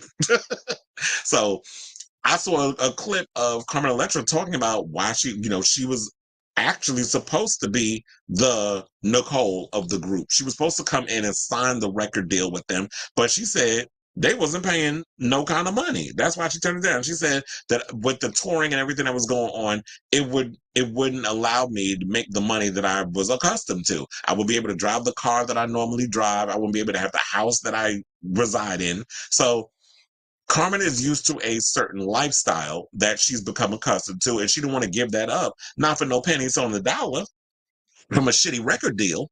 So she was smart to do what she did. And Howard did ask her, but you would have had a hit, and I was like, okay, but it's great to have a hit, but at what cost? And I'm not, compromising, as I like to say, compromising my Christianity for no damn pennies, not for no peanuts. Hell to the no. I'd rather just, stick to what I have. And and it goes to show also that it just wasn't meant for you to have. So she said, I had at least, now reflecting back further on the time of the Pussycat Dolls, Scherzinger concluded that she has changed a lot since then, and the world is going to embrace her differently because of it. Saying, I had at least 10 years apart from the dolls. I had done the work and I had grown and evolved. I thought, well, in this industry, everything has been on everyone else's terms and never on my terms, and now I'm understanding my value. While I was, and here's the thing, you know what? It's good that she's kind of seen it, and it's weird because, well, maybe it's not weird because they always say, once you hit your 40s, that you start to really have these moments of clarity where you really start to see the world as like, you know what? I gave y'all whatever I needed to give y'all in order to get where I needed to get. I played the game. I put my head down. I just did the work. Y'all grinded me. Y'all worked me to the bone until I was damn near about to be malnourished and pass the fuck out. But now I'm at a point in my life where it's just like, you know what? I choose me. I choose my mental health. I choose my physical health. I choose to not be worked to the bone anymore, that I have paid my dues enough. That it's just like, now I'm gonna say no to shit. And you start to see that from a lot of artists that do that. Now, speaking of which, I should point out that Nicole is talking about, what she's been up to. And, she has been playing Norman Desmond in Sunset Boulevard. She's about to bring it to the United States. I did see that she performed one of those songs. I think she performed at the Tonys, if I'm not mistaken. And Miss Mamas can sing, as we know, because she is talented. But she's about, like I said, she's about to bring Sunset Boulevard to Broadway because she's been performing at the West End. And she revealed to the Sunday Times, see, we talked about the other times. I mean, I think it was the same times, the same article, because she did a New York Times interview back in 2023. I think that's why I got confused. And then the Sunday Times, we referenced that with the previous article, but there's more in regards to that. So she says that she's working on a musical loosely based on her life and will include songs from probably 15 unreleased albums she has written or recorded. I think they must have said like songs, because I'm like, what albums? Because remember, she came out with the one album. Her name is Nicole, I believe is the name of it, and it flopped. Although I will say this, there was some bops on that damn record. I live for the song Detroit. That was another one that I forgot to mention. Nicole was another one I worked with, Red One. She worked with him a lot on that record. I think that was around the time that he worked with Hemifa on her album. So she went on to say or the article, shout out to Broadway World for the story. It said the former PCD lead singer, who will be reprising her Olivier Award-winning role of Norma Desmond, and I didn't know she won an Olivier Award. Shout out to her. Of Norma Desmond and Sunset Boulevard on Broadway this season, also told the Sunday Times that Andrew Lloyd Webber's 2015 West End production of Cats, which he starred in, was once planning to transfer to Broadway, saying Andrew has done so much for me and he's a friend. He and his family, they're dear friends of mine, and he really did put a lot on the line and wanted to bring Cats to Broadway, but it wasn't in the cards, I guess. It wasn't in the cards. On now playing Norma Desmond and Andrew Lloyd Webber's Sunset Boulevard on Broadway now, Scherzinger tells the Times, it's great when you do the work. You have to do the work and you got to look ugly in the face, and sometimes you got to look ugly while you're doing it, which is what I've done in this character. There were tears, blood, and lots of snot. Never did I think I'd get to that moment. Well, look, sometimes you really want to be taken seriously as an actress. You got to take that, you got to go there. And to me, it's like, now that, she's about to do Broadway, or it probably is on Broadway already with Sunset Boulevard. I don't know. I have to check. But I heard they said the fall. But if it came out this early, okay. She'll probably be vying for winning the Tony Award next year, and she'll get to put a Tony on her mantle. And maybe that's the avenue she needs to go into is theater should be her thing. That she has that very much dramatic, expressive voice. And yeah, if the pop world didn't work for her in the music, then her performing on Broadway, that could be like, she's going to be my generation. Well, because she and I are in the same age bracket, like she's in her 40s, and maybe she'll be my generation's Patti LuPone. That she'll get to be at that point in her career, or Bernadette Peters, that sort of thing. Was another one that I think that would totally benefit from being on Broadway. Once she had a baby, Mandy Moore. I would love to see Mandy Moore on Broadway because I like her. So baby, talk to me. Show me who you are, baby. Expect to my. That was my song. I'm missing you like candy. That was my song back in the day, bitch. So I would love to see Brandy Moore on Broadway, but she got to have that third child first before she do that. But anyway, so my singing aside, what do y'all think of this story? Would y'all love to see? Well, y'all looking forward to seeing Nicole on Broadway and as Norma Desmond and Sunset Boulevard? I actually used to call my ex roommate Norma Desmond because he was so goddamn melodramatic. And also, would you be interested in wanting to see a musical loosely based on Nicole Scherzinger life on Broadway whenever that happens? I'm kind of curious, I would say, and what those songs would sound like, because it's like, what, they were pumping her up to be like this big pop star with her name was Nicole, and apparently, unfortunately it didn't take off. I don't know what it was. Maybe people were just, irritated with her with the whole Pussycat Dolls thing and didn't feel like she had what it took to be a solo star or whatever the case was. But it looks like she's found her niche now on Broadway. And I don't think she's coming back to the Masked Singer quite as kept. She don't need to. Let Rita Ora sit over there and have her moment and get her little check. Because ain't nobody buying her music quiet as it's kept. But anyway, let me know in the comments down below. Okay, so we have comments that she doesn't want it to last because she has another album coming. She really wants to wash US from Crash era. Does she have another album coming? Why didn't I hear about this? So wait a minute, let me find out that Brat was just this album for now, and then in a couple of months she got a new album coming out, and she's gonna play that music with she's gonna have that music come out around the time when she goes on tour with this Sweat tour. Can you imagine if the album's called Sweat? That'd be the cackle. Like that's the name of the new album y'all ain't know I was working on. But here's the thing. This is what I love about the industry now. I know the record industry hates it.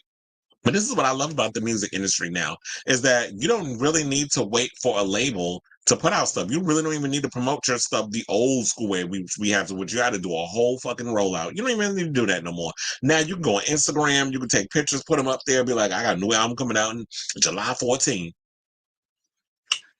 If that's a Friday, or maybe we'll say the 13th, whatever. Whatever Friday there is in July. or July 5th. We'll just put it like that. Just be on the safe side. I got the new album coming out July 5th, got the pictures, promotion, all the other stuff. You can post the video, the song on social media. People, it's instant. So I like that whole vibe, but I do love the whole rollout when y'all get creative and find ways to interact with your fans. Like, I love that aspect too. So if you can play with like the old school way plus the new school way, but just having an instant and constantly just putting out music whenever you want, I feel like that's so much better than, the way things used to be. And plus, you get to control the narrative. It's like, I'll put out music when I'm ready to put it out. Especially with the way the way a lot of people's mindsets work. It's just like, y'all attention spans is just so damn small. They say, long live Girls Aloud and the shade they threw at PCD. I mean, they weren't. And that's why it's no shade. That's why it's just like, yeah, the rest of the girls in the background just had the mic up. They weren't really singing. Nicole was doing all the singing. She was doing the backgrounds, the harmonies, the lead, all that other stuff. So I don't know why them girls was trying to be on an equal playing field. Y'all were just up there to throw your leg up in the air or to do choreography. Y'all weren't the real singers. I mean, we had Melody, but whatever Melody was going through with her, that's between them two. And the people behind the scenes that was being shady. But they weren't like a real girl group put together. They were a burlesque act that was playing a lot of, what was it, the Viper Room, and they were playing a couple of places in Los Angeles. They gained popularity from, in that direction. And then they looked at it as like, you know what, we could turn y'all into a singing group, because they would have like Christina Aguilera, they would have so many other pop acts that would come in and sing. Carmen Electra, they would come in, they would do the singing while the girls was dancing, and they would wear like these little, hooker outfits. And that was that. And that's how Pussycat Dolls became what they were. But they weren't like a group that was put together naturally, or they didn't compete on a show. I mean, Nicole did when she did Pop Stars, and she was in Eden's Crush, which lasted about 5 minutes. But Girls Aloud was a girl group that was put together. Like I said, Nicole realized solo music in the UK. Oh, yeah, she did. To capitalize off the X Factor, while that never happened to Paula Abdul, it dawned on me in Europe that judges Cheryl, Danny, and Nicole had careers as well. Yeah. Which I don't understand, like, Paula should have capitalized off of the success of American Idol and continue to put out music. But I guess at that time, when she was on there, they weren't thinking in that way. It's like Cheryl became more popular because she was on X Factor. Danny Minogue got more known because she was on X Factor. Kelly Rowland, wasn't she on X Factor at one point too? And she became more popular overseas than she was in the United States. They said, plus the contestants had success, so it was America that liked the shows, not translate the fans. or maybe that's probably what it was too. That it's like, were people buying music like that when it came from, American Idol? It's like, I live for dance like there's no tomorrow. Plus, both hers and Kylie's take on I'm just here for the music. Well, I'm always here for the music. Still waiting for the Paula original take spinning around, which I'm told is a ballad, not disco take, which is why they not leaking the original Paula Abdul take. It's depressing, not. I mean, and plus her vocal ability is limited, so I don't know if people would want to hear that. But anyway, let's move on, chair. And let's talk about Camila Cabello and all this drama that's going on with her. Because I've seen on social media that, or I guess it's Stan social media or whatever, that they are living for this new album. I did hear the album, and I wasn't, no shade, I wasn't, I was like, you know what? I need to listen to the record just to get an idea. Like, I didn't want to go and just automatically be shady in regards of like the music and all the other stuff. Chill. And I'm about to read this one because somebody wrote how Camila Cabello had one of the most successful rebrands in pop culture, a thread. Her previous project was a completely different sound and image. One of the first things Camila did right was switching everything to the complete opposite. No, that's not how that works. And this goes to show that a lot of y'all don't understand how this business works. The thing that bothered me a lot when I listened to when this whole Camila rebrand, it does not feel authentically her.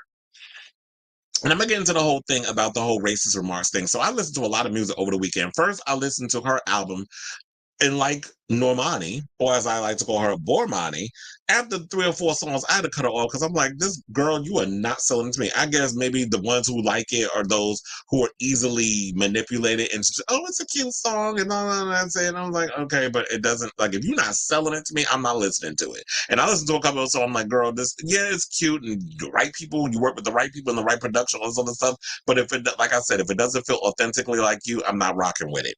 And it does not feel authentically her. And it just feels like a lot of the people that she was just looking at a lot of the careers of what's buzzing and bubbling in the industry right now and was like, I need to capitalize on that because of all these other girls. But to me, I've seen other people who do what Camila's doing way better. Number one, she tried to bite off Rosalia. And here's the thing, Rosalia has always been, that weird girl that experiments with different sounds. You were never that girl. You were doing basic ass pop songs, mid songs like Ariana Grande and some of these other girls who put out this mid ass pop music. Great talent, but the songs is mid at best. And then, you were trying to copy off of Rosalia, who Rosalia has always incorporated not only a lot of the sounds of what, her Spanish roots and all the other stuff, but it was always electronic flourishes and stuff in there, as well as Charlie XCX. That I Love It song, you cannot tell me you didn't copy off of Charlie XCX's vibe. She has a song called I Love It, which she wrote for I was gonna say I fucking Kana Pop. I Kana Pop. Not I fucking Kana Pop. But that's like when I get into my energy is going up a bit. So I gotta bring it down. I'm getting a little too hyped. And then it's just like, then you out here licking lollipops and you half naked, you doing corny choreography. And then when I listen to it's like you trying to jump on the whole hyperpop bandwagon, but smart people, because I graduated from the University of Madonna. And one of the things that Madonna was smart about when she would roll out her eras, if she were, well, the foundation and her roots have always been the clubs and dance music. So that's why people believed when Madonna was always experimenting with different sounds. She comes from the clubs. So when she worked with Millways, who we never heard of, and all these other artists, she was always bringing in these people we ain't never heard of and bigging them up in the whole situation. On I Love It, she's working with Playboy Cardi, and I'm like, I'm listening to this song. I'm like, so would a Playboy Cardi fan listen to I Love It? I doubt it. Oh, you trying to come for the gays by working with Lil Nas X? Well, Lil Nas X, quiet as it's kept, his songs ain't been doing what needs to be done. Although I will say this, that song I did hear over the weekend that he released, that's on the Beverly Hills Cop soundtrack, I will say that is a bop. So I'm gonna give him credit for that. But you working with her, it's a chop. And that song you did with her is a chop. And the song you did with JT is a chop. It's like, it's not working. And to me, if you are trying to jump on a hyperpop bandwagon, why didn't you work with people like Shy Girl? Why didn't you work with Pink Panthers? Why didn't you work with Shy Girl, Arca? Why didn't you work with a lot of those artists? Madonna just had Arca at her the ball. And she also had her up there on stage with her when she was doing the Vogue segment of her current, well, not current because it's over now. If you missed out, you're screwed, on the Celebration tour. So me, when I'm looking at that whole situation, it's just like, it just does not feel authentically you. And to me, if you're going to build up this believability that, oh, I listen to electronic dance music, I listen to hyperpop, I listen to electro pop, I listen to a lot of those sounds. For example, even though it flopped, I'll give Christina Aguilera her credit. When she was doing Bionic, she was building up to that. She was like, I listen to MIA, I listen to Latigra, I listen to Peaches and all these other people. She built that up. She didn't just do a complete change overnight. You didn't build people up to us believing that this is actually you. You just all of a sudden popped out of nowhere with this blonde hair. Now you out here with a blue tongue in the picture of your album cover, and we supposed to believe that this is authentically you. Girl gone. And now she being dragged on social media for jumping in the whole Drake Kendrick Lamar feud. And that's probably because Drake has 2 songs on her new album. And so she's automatically coming to his defense. But here's the thing. They had to drag her ass because they're like, oh no, now y'all going to ask this bitch her opinion on this whole situation when once upon a time, not long ago, she had a whole page Tumblr page, I believe, where she was spewing a lot of racism. And so, but I was young. I didn't know what I would say.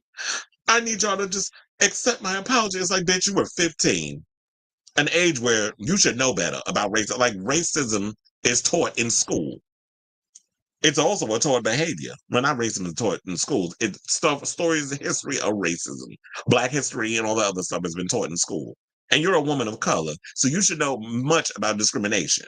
So when she said what she said in regards to that, that was some BS. And that's why people still, holding her feet to the fire in regards to that. So speaking of the Times, because the Times is real popular today, we just did a story with Nicole Scherzinger speaking to the Times, and now Camila Cabello is speaking to them as well. So she lightly addressed Drake and Kendrick Lamar's contentions, defending Drake against the public slander that has followed him for the last few months. However, with her defending the Hotline Bling rapper, it didn't take long for people to jump on social media to remind a Havana singer of her racist past. Now, according to USA Today, they said the I Love It hitmaker, well, I won't call it a hit, but if that's what y'all want to call it, we'll just go along with it since we're living in an alternate universe where that song is a hit somewhere. So the hitmaker, well, Cabello, we'll just say that, told Britain's The Sunday Times that she wants the pair, who are embroiled in a highly publicized rap beef, to fix their issues over dinner after Drake was heavily criticized for his role in the feud. Can y'all invite Jeffrey Dahmer while y'all at it? Saying it's so frustrating to see people talk about someone you know in a way that is negative. You're like, dang, if only you guys could just have dinner or something. This is what she told the Times, who called Cabello's remarks sweet, if unlikely. Ciao. Now, how she know Drake? Only because he did 2 songs for her, and she told him, she said she DM'd him on social media, because first of all, if y'all was actually friends, you would have his number, but she said she DM'd him to ask him, when I felt comfortable enough that the album, with what we were doing with the record, if I could feature him on the album and all this other stuff, and I didn't expect he was going to hit me back, and he was like, yes. So now y'all BFFs because he did a song on your album. Girl, get off my line. Anyway, so it said, but not everybody agrees. Cabello is sparking backlash for wading into the controversy, which is centered around 2 Black rappers, after online users resurfaced her complicated personal history with race. Now, in December of 2019, the singer, they're now y'all on point with it because she's a singer. She sang that song, and that was actually a hit. The other song, I Love It, I guess it's a hit somewhere in the alternate universe. So in December 2019, the singer took to her then Twitter and Instagram story to tell fans she was deeply ashamed of and will regret forever racialized language. Racialized language she used when she was younger. Lamar and Drake's feud stretches over a decade to 2013. See, I don't be paying attention to all they beefs like that, but they said 2013 is when it goes back. That's 10 years. Oh, a little over 10 years, I should say. When Lamar rapped on Big Sean's song Control about how he wanted to red rum Drake and other prominent rappers. This spring, rap battle reached a fever pitch after the rappers traded barb over Ozempic rumors, height shaming, and disturbing allegations of abuse and grooming. Now, in December of 2019, the singer, they basically said this on the Twitter. I remember she got sent to a racist rehab and said she was healed. First of all, please hold. Where is there a racist rehab? Can y'all point that shit out to me? Because I didn't even know that such a thing existed. Now, what I just pulled up is her post where she said, when I was younger, I used language that I'm deeply ashamed of and will regret forever. I was uneducated and ignorant, and once I became aware of the history and the weight and the true meaning behind this horrible and hurtful language, I was deeply embarrassed I ever used it. I apologize then and I apologize again now. I would never intentionally hurt anyone. Yeah, okay, bitch, you're a liar. Because Normani even came out and said that it took you years to even acknowledge the fact that you said what you said. But whatever, we'll go along with the phony baloney bullshit. But this was written back in December 18th of 2019. As much as I wish I could, I can't go back in time and change things I said in the past. But once you know better, you do better, and that's all I can do. I'm 22 now. I'm an adult, and I've grown, and I've learned, and I'm conscious and aware of the history and the pain it carries in a way I wasn't before. Those mistakes don't represent the person I am or a person I've ever been. I only stand and I only stand and have ever stood for love and inclusivity, and my heart has never, even then, had any ounce of hate or divisiveness. Girl, get off my line with this bullshit. I just don't understand how you say you never had hate in your heart. First of all, one must post hate if you actually come up with foolishness like you did when you posted in that Tumblr page. But the people's in the comments, they said, look, at least she was brave enough to still leave it up. I'm like, Diddy, who went and scrubbed his whole Instagram. So one person put apologizing to Normani. Another person put, girl, what are you teaching the girls in US? Are you telling me at 16 this lady didn't know that what racism was? I'm so confused.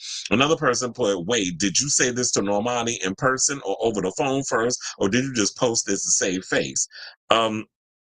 Another person put, but you ran straight to Young Thug for that hip hop cosign, that heart of Black America ATL hot sauce, GTFOH. You should apologize to Young Thug. He trusts you with his blackness, which is golden. And another person put, because I'm not going to sit up here and read all of them, but we'll read one more. So another person put, I still don't get the whole I've been educated now when we've all grown up being taught about racism and slavery every grade year. Y'all have no excuse.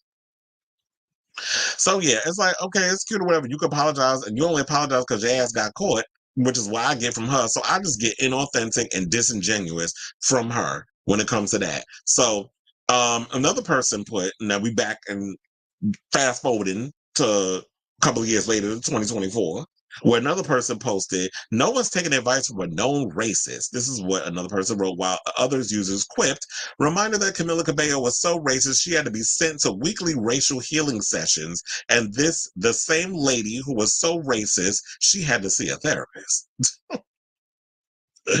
Child, that's why I said, this some bullshit with her. I'm not buying it. I'm not buying this era. I don't care how hard you bleach your hair, the shit gonna fall out because you're fucking up your roots. I'm not buying what you selling in this whole thing. So you can come out here and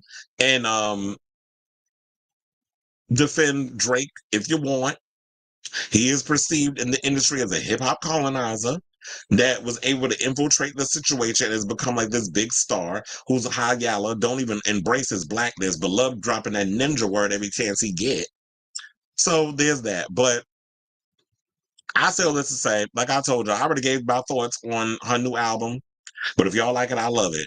Are y'all here for Camilla defending Drake or windmilling for Drake in this whole situation? Is this a situation of like these non-hip hop girls need to stay out of hip hop people business?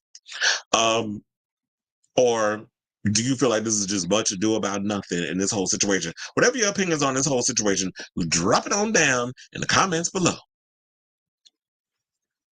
Okay. Oh wait, hold on. I was about to go over her fans for saying it's a false narrative. For Adam to flop to say it's album of the year, like we said, his name is actually true. Flop, he means flops. And it said the problem with the album is that the songs wear their influences on their sleeve, and you can tell which artist she's pulling from. And absolutely, and that's the thing too. It's sort of like as an artist, you can take inspiration from the people that you like, but you have to make it your own. But when you listen to a lot of songs, it's like, okay, she's ripping off this one. She's taking from this one. We know who this is. It doesn't feel like you. It just feels like you're playing a role, like it's cosplay.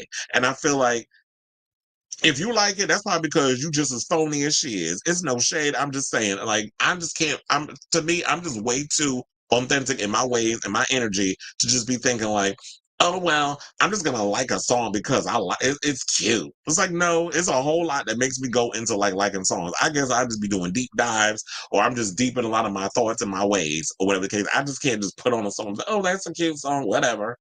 Or I just listen to shit and move on to the next thing. There's some people that just that aren't creative in that way and can just sit and watch any movie because it's there, or listen to a song because it's there, but I can't. I take creativity seriously and artistic integrity seriously. And the fact of the matter is, this fourth album, Camila is desperate for a hit because ain't nobody checking for her. So she's desperate at this point. She's trying to stand out because she's realizing we're in the era of authenticity, that people are into people that's coming up in the whole internet world. They want to feel like they connect to the artists that they listen to. And there's a disconnect with her. Pink Panther is credit on Camilla's album to say, didn't I say like you trying to be all these other you trying to be all these people? I didn't even know that she was on there. But it's like I caught the references. Yes, justice for Bionic. But I think the reason why Bionic suffered is because it came out around the time as The Fame. And people thought that Christina was biting off of Lady Gaga when it was like they were working on the same type of vibe around the same time. It just, it was just a coincidence. And so it's like, I wouldn't even consider Camila a WOC. She's a white Latina that watches not Gilmore Girls and Gossip.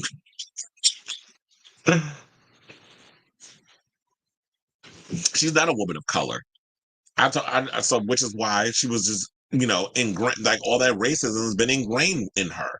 It's the fact that a lot of them learn that type of behavior. Especially it's a conversation we have all the time where it's like you got your white Latinas and you have your um Afro Latinas, and then or Latino, just that you have the Afro community who are embedded in their whole Latin situation. It's kind of like I ain't get into it because I don't dignify people I don't know. I don't go back and forth with strangers in no response. So a friend of mine, Ron, shout out to him, posted on, and this is an example. He was posting stuff about the BET Awards, and apparently Coleman Domingo, I believe, was there last night. And he was like, my Black King and all that stuff. And I was like, and I just said in the comments, I don't want people to just negate the fact that he is Afro Latino. Like he needs to be, that is a part of the community that we need to embrace them as well. A lot of people try to be dismissive of people who embrace their Afro Latino side. Another one who does that is Laz Alonso. Also, Gina Torres. They're people, and Lauren Velez. They're people who always talk about their, that side of themselves. And Amara La Negra. We know that was like her whole storyline for like 3 seasons on Love and Hip Hop. But she was someone, these are people that talk about that side of them and how Hollywood loves to pigeonhole them as Black because your hue is what they're identifying you as. You are this. You are Black. But here's the thing. In America, we identify people as Black. When you go to other parts of the world, you are seen as other things. There are different terms that they go by. Hence why we had that conversation about Tyler, how she goes by colored. Because in South Africa, that is how they identify. They don't go, oh, you're Black. They don't go and say a color in a crayon box is people's identity, how we do in America. Because quiet as it's kept, or maybe not as quiet, in America, people look at, there's no identity when it comes to, when you brought people over on them slave ships to America. A lot of Black people don't know their background and upbringing because a lot of their information and stuff was burned or destroyed from these slaveholders and things of that nature. So a lot of Black people, as we identify in America, don't truly know their history, their identity and stuff. That's why that man that I can't remember his name, but he does like a show, I think, on PBS, and he's done a lot of celebrities. I would love to do like one of those tests and stuff and learn like my history of like when you take a DNA test and they could just pull up your whole background and your whole history, and I can find out what celebrity I'm related to. Like some of the other celebrities have found out, like Sunny Hostin found out that she's cousins with Anthony Ramos, which I'm like, bitch, I'm gagged when I heard that. And they always find your celebrity counterpart you're related to, based off your DNA and all that other stuff. So I will always love to pretty much learn that. But yeah, she's one of those girls that is just like, oh, I'm not a person of color, because you can infiltrate in those spaces. You're light skinned, you have like you have hair that they can straighten, and you look a certain way where you can pass through society. So she definitely gives me that. It's an end of teacher, racist rehab. The racist rehab shit, I'm cackling over that. Like I'm like, I didn't even know that was a thing. What's over the exercising from your body?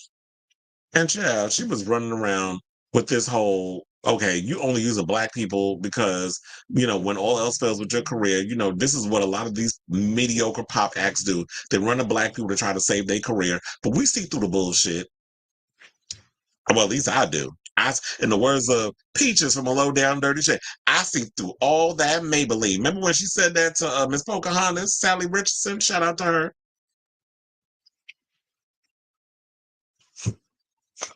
I see through all of it. You can tell Camilla is used to getting princess. Absolutely. She reminds me of that.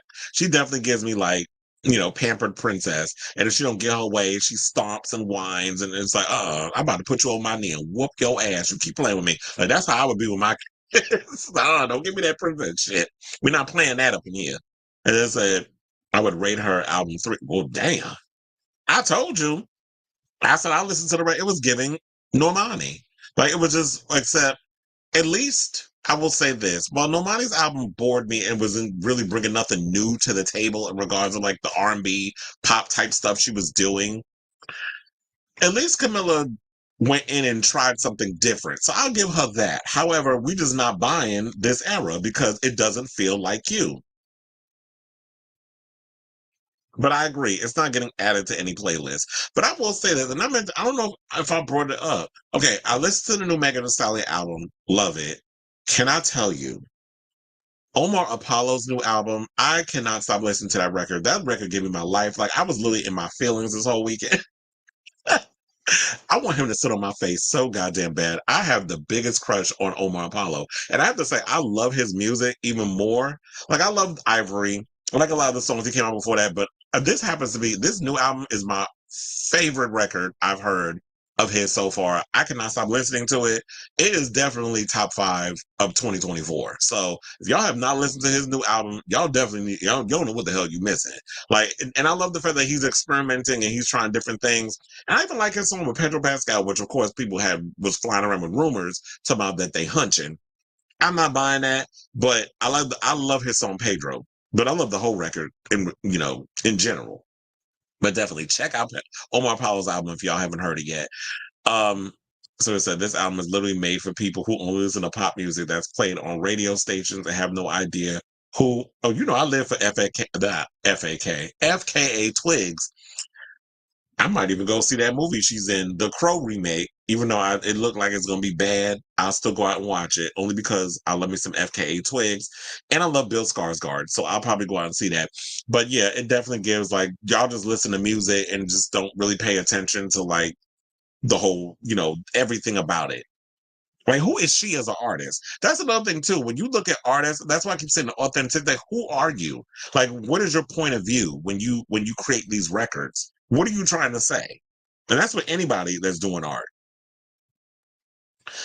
Charlotte, all the alternative girls have been doing for years. Yeah, she saw that. Oh, this is the trendy thing, so I'm just trying to jump on that bandwagon.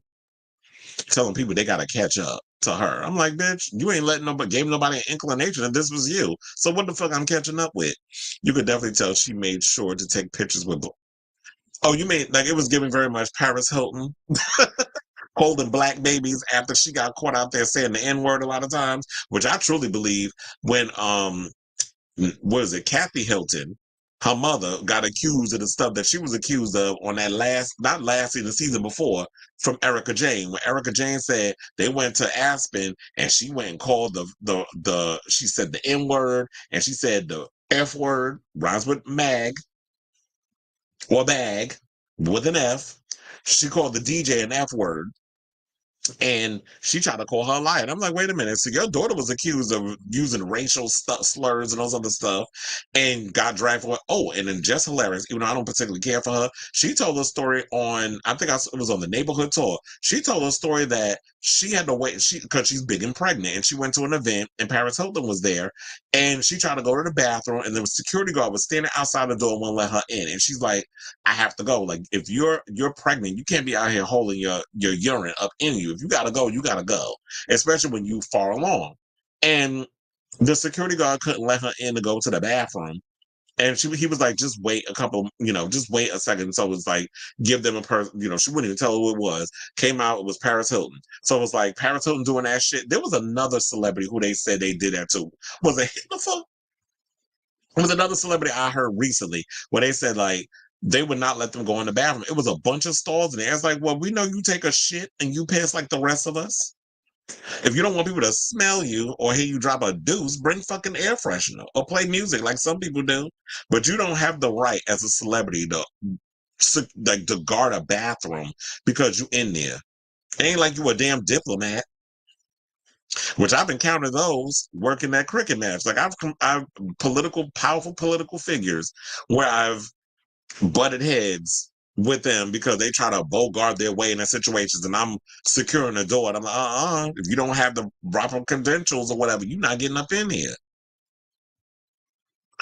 But anyway, now speaking of entitled SOBs, let's talk about JoJo Siwa, who apparently got pissed off because somebody booed her while performing during Trixie Mattel's Solid Pink Disco Pride Tour, which took place on Saturday, during New York City Pride weekend.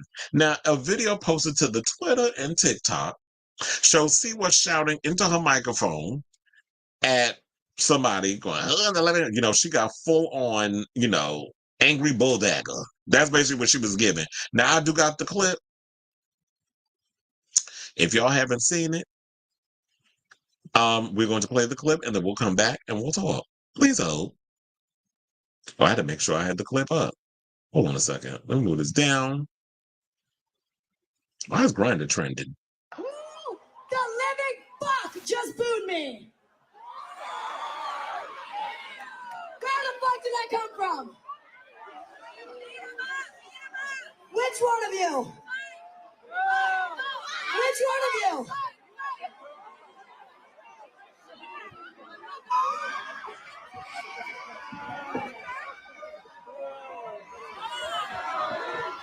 Respectfully, fuck you.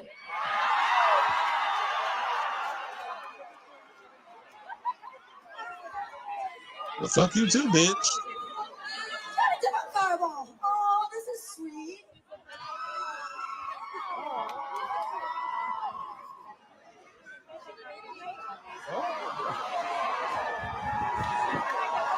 Okay, that's enough of that. First of all, she another one who is like reminds me of Camila. Like, who the hell is she?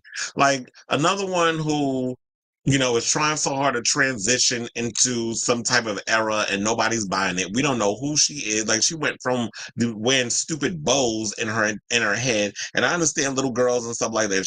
I feel like she overstayed her welcome with that whole damn look. Like, okay, sis, you a little too old to be walking around with bows in your damn head like you 12 years old. And this probably reminds me of maybe she's another one of those artists that when they became famous for being a child, and how Robert has. And I've had conversations where you get certain artists that when they hit their big peak of their career and they become huge, that they get stuck in that era of like, oh, you're still mentally a child. So maybe she's still there in that point and trying to figure out how to transition. And I've seen this. Look, honey, I've been on this merry-go-round many a times when it comes to artists to see like how a lot of times they try so hard to transition from that child star, teeny bopper type character or performer to transitioning into how do I fit into this whole adult world? And I feel like JoJo has not figured that out. So she's out here humping girls and videos, which if it was authentically you, I could understand that. Or getting crazy tattoos of like a blindfolded teddy bear with wings. I didn't understand what the fuck that meant. But now she's walking around with teddy bears in her damn hair and on her outfits.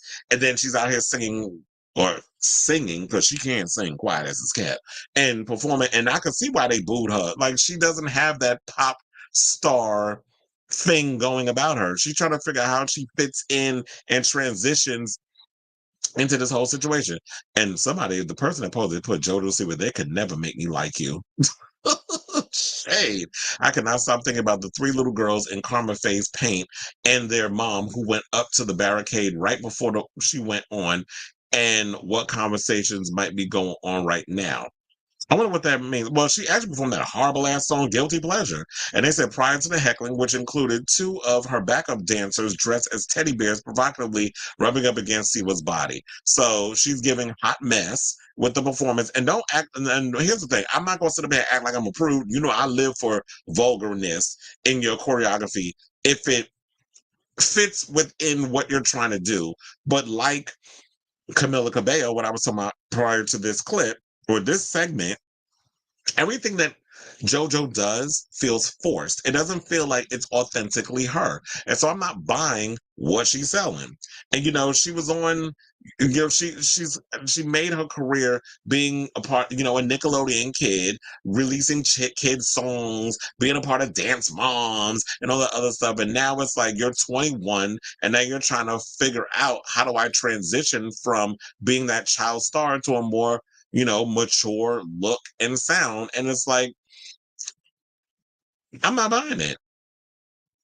Like it just feels forced. It feels disingenuous. It feels inauthentic.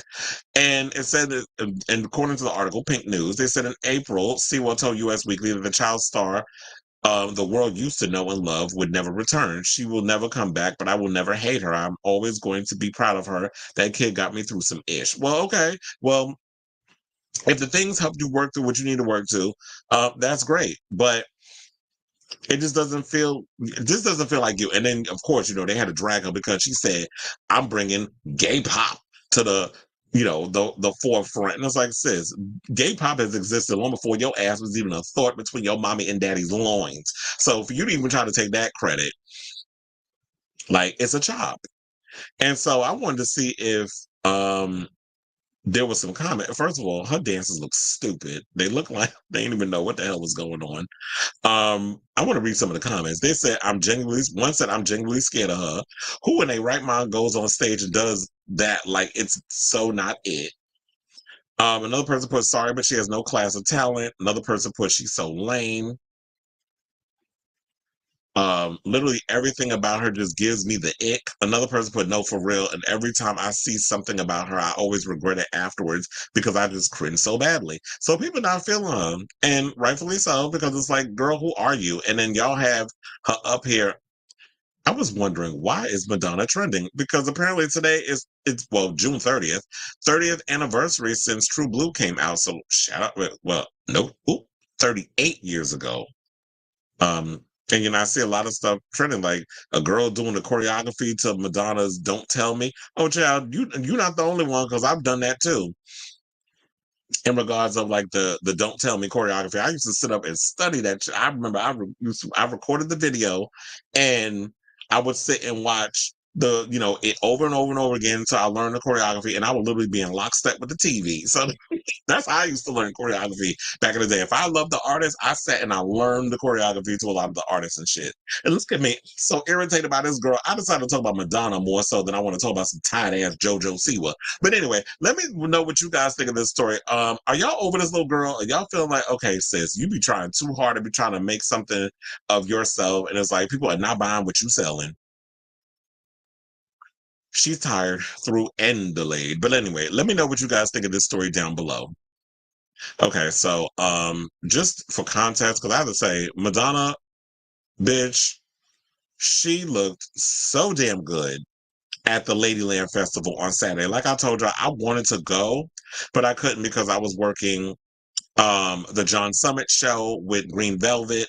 So, and that show went on really late. So by the time I would have gotten out and gotten to Brooklyn, I probably would have missed the whole damn show. So that's why I was able to go. But yeah, and y'all be thinking like this is Photoshop, and it probably be a little bit of touching up and whatever. But I seen her in motion, and and Lourdes was there too, and her little blue dress. I feel like she's worn that dress so many damn times.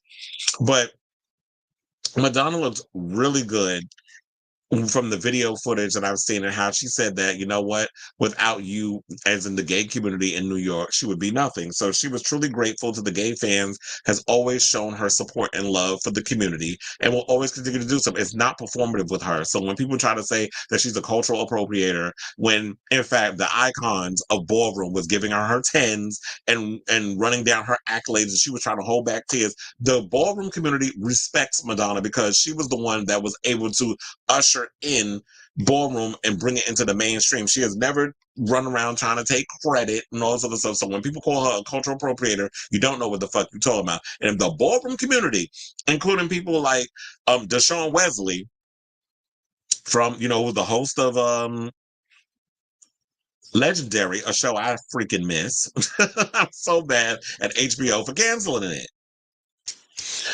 For people, for them to give her tens and all the stuff, that to me is just awe-inspiring. So I really don't listen to the haters when they say that. And I'm not a stan in any way and a lot of stuff, but it's like you have to give credit where it's due. So we do have some comments. Oh yeah, they did say that dumb shit. It was about beat him up. It was probably some bull dagger that was getting mad at somebody and trying to instigate a fight. I'm like, JoJo Siwa, I'm sure she can't fight. Yeah, you give full-on angry lesbian from the Midwest and your whole demeanor and that annoying-ass nails on a chalkboard fucking voice she has. But the whole instigating thing is like, shut up. First of all, girl, you're gonna get booed. Nobody's gonna sit up in there and clap like a bunch of blind seals to your horrible-ass music. It said you could definitely tell she made sure. Oh, I remember we read that article. I mean that comment already. It said that she's a solid case where it's okay to retire because I don't think she could successfully attempt as an adult artist without going away for a few years to discover oneself. She wasn't like she wasn't. Well, I wouldn't be surprised if people didn't like JoJo Siwa as a kid. If you were annoying as a kid, I can imagine you probably even worse as an adult. But I do agree, she does need to go away and figure out who the hell she is. But because she's white and a big name and now she's come out as a lesbian, of course, they're gonna allow her to capitalize. That's why I said like people who I feel like is genuinely authentic to who they are as a queer artist. David Archuleta. I heard his song earlier today, Held Together, which he said that it came up because, growing up in the Mormon church, how they said that, oh, he going to hell and all something about how people put the church before their kid. And his mother said to him after she finally came around to accepting her son as gay, she was like, well, you know what? Fuck the church. I'm gonna leave the church. And if they said we going to hell together. And that's how he came up with that song. And I saw he performed it on Good Morning America. And I will say I did cry when I was watching because I felt like it resonated to me in a way. I didn't grow up Mormon, but I grew up Roman Catholic. And a lot of times when you have that whole situation of you have to go to church every Sunday and you have to take communion, you have to take confirmation, you do religious instructions and all this stuff. And my parents didn't really push. Well, I guess when we were kids, they did push religion on us. But once we got to a certain point, they were like, okay, I'm not going to force you to go to church anymore. And my parents are a lot more liberal in regards of like live and let live and that sort of thing. And so I can totally relate to in a lot of that, not as hardcore as, David did, but I can relate in a way because religion and God and people telling you going to hell and all this other stuff. When my mother's like, my parents like, I love my kid regardless of what y'all say.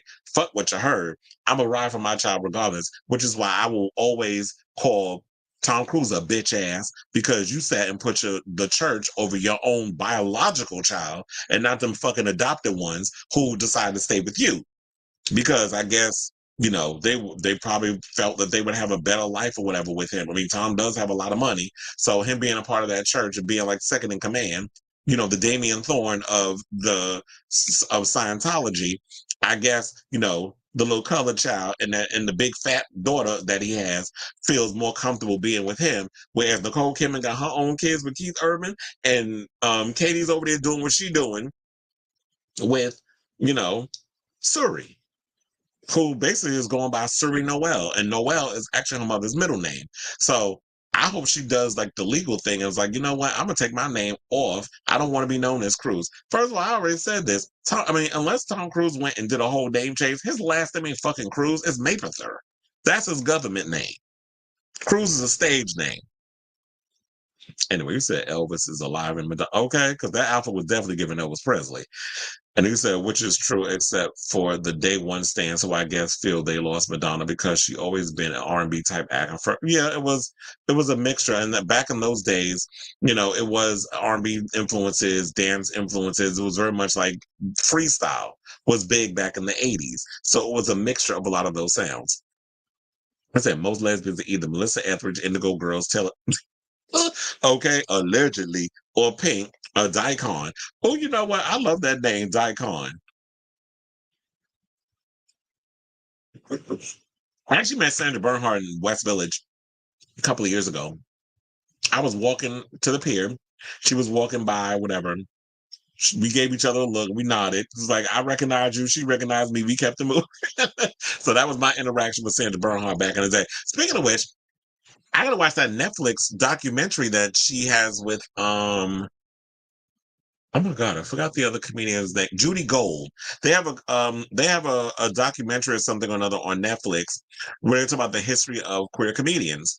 And I was like, oh, I need to watch that because I saw like they showed like Trixie Mattel was in it, and you had Mateo Lane, you had Wanda Sykes. So there was a bunch of queer comedians that they were highlighting in that whole situation. So I definitely need to go and check that out because I definitely want to watch that. And I love the fact that, you know what, while we have governments that's out here trying to wipe away a lot of our history, queer history, black history, women's history, all the things that ain't about white, cisgendered, boring ass men, like the Donald Trump or the Joe Biden types.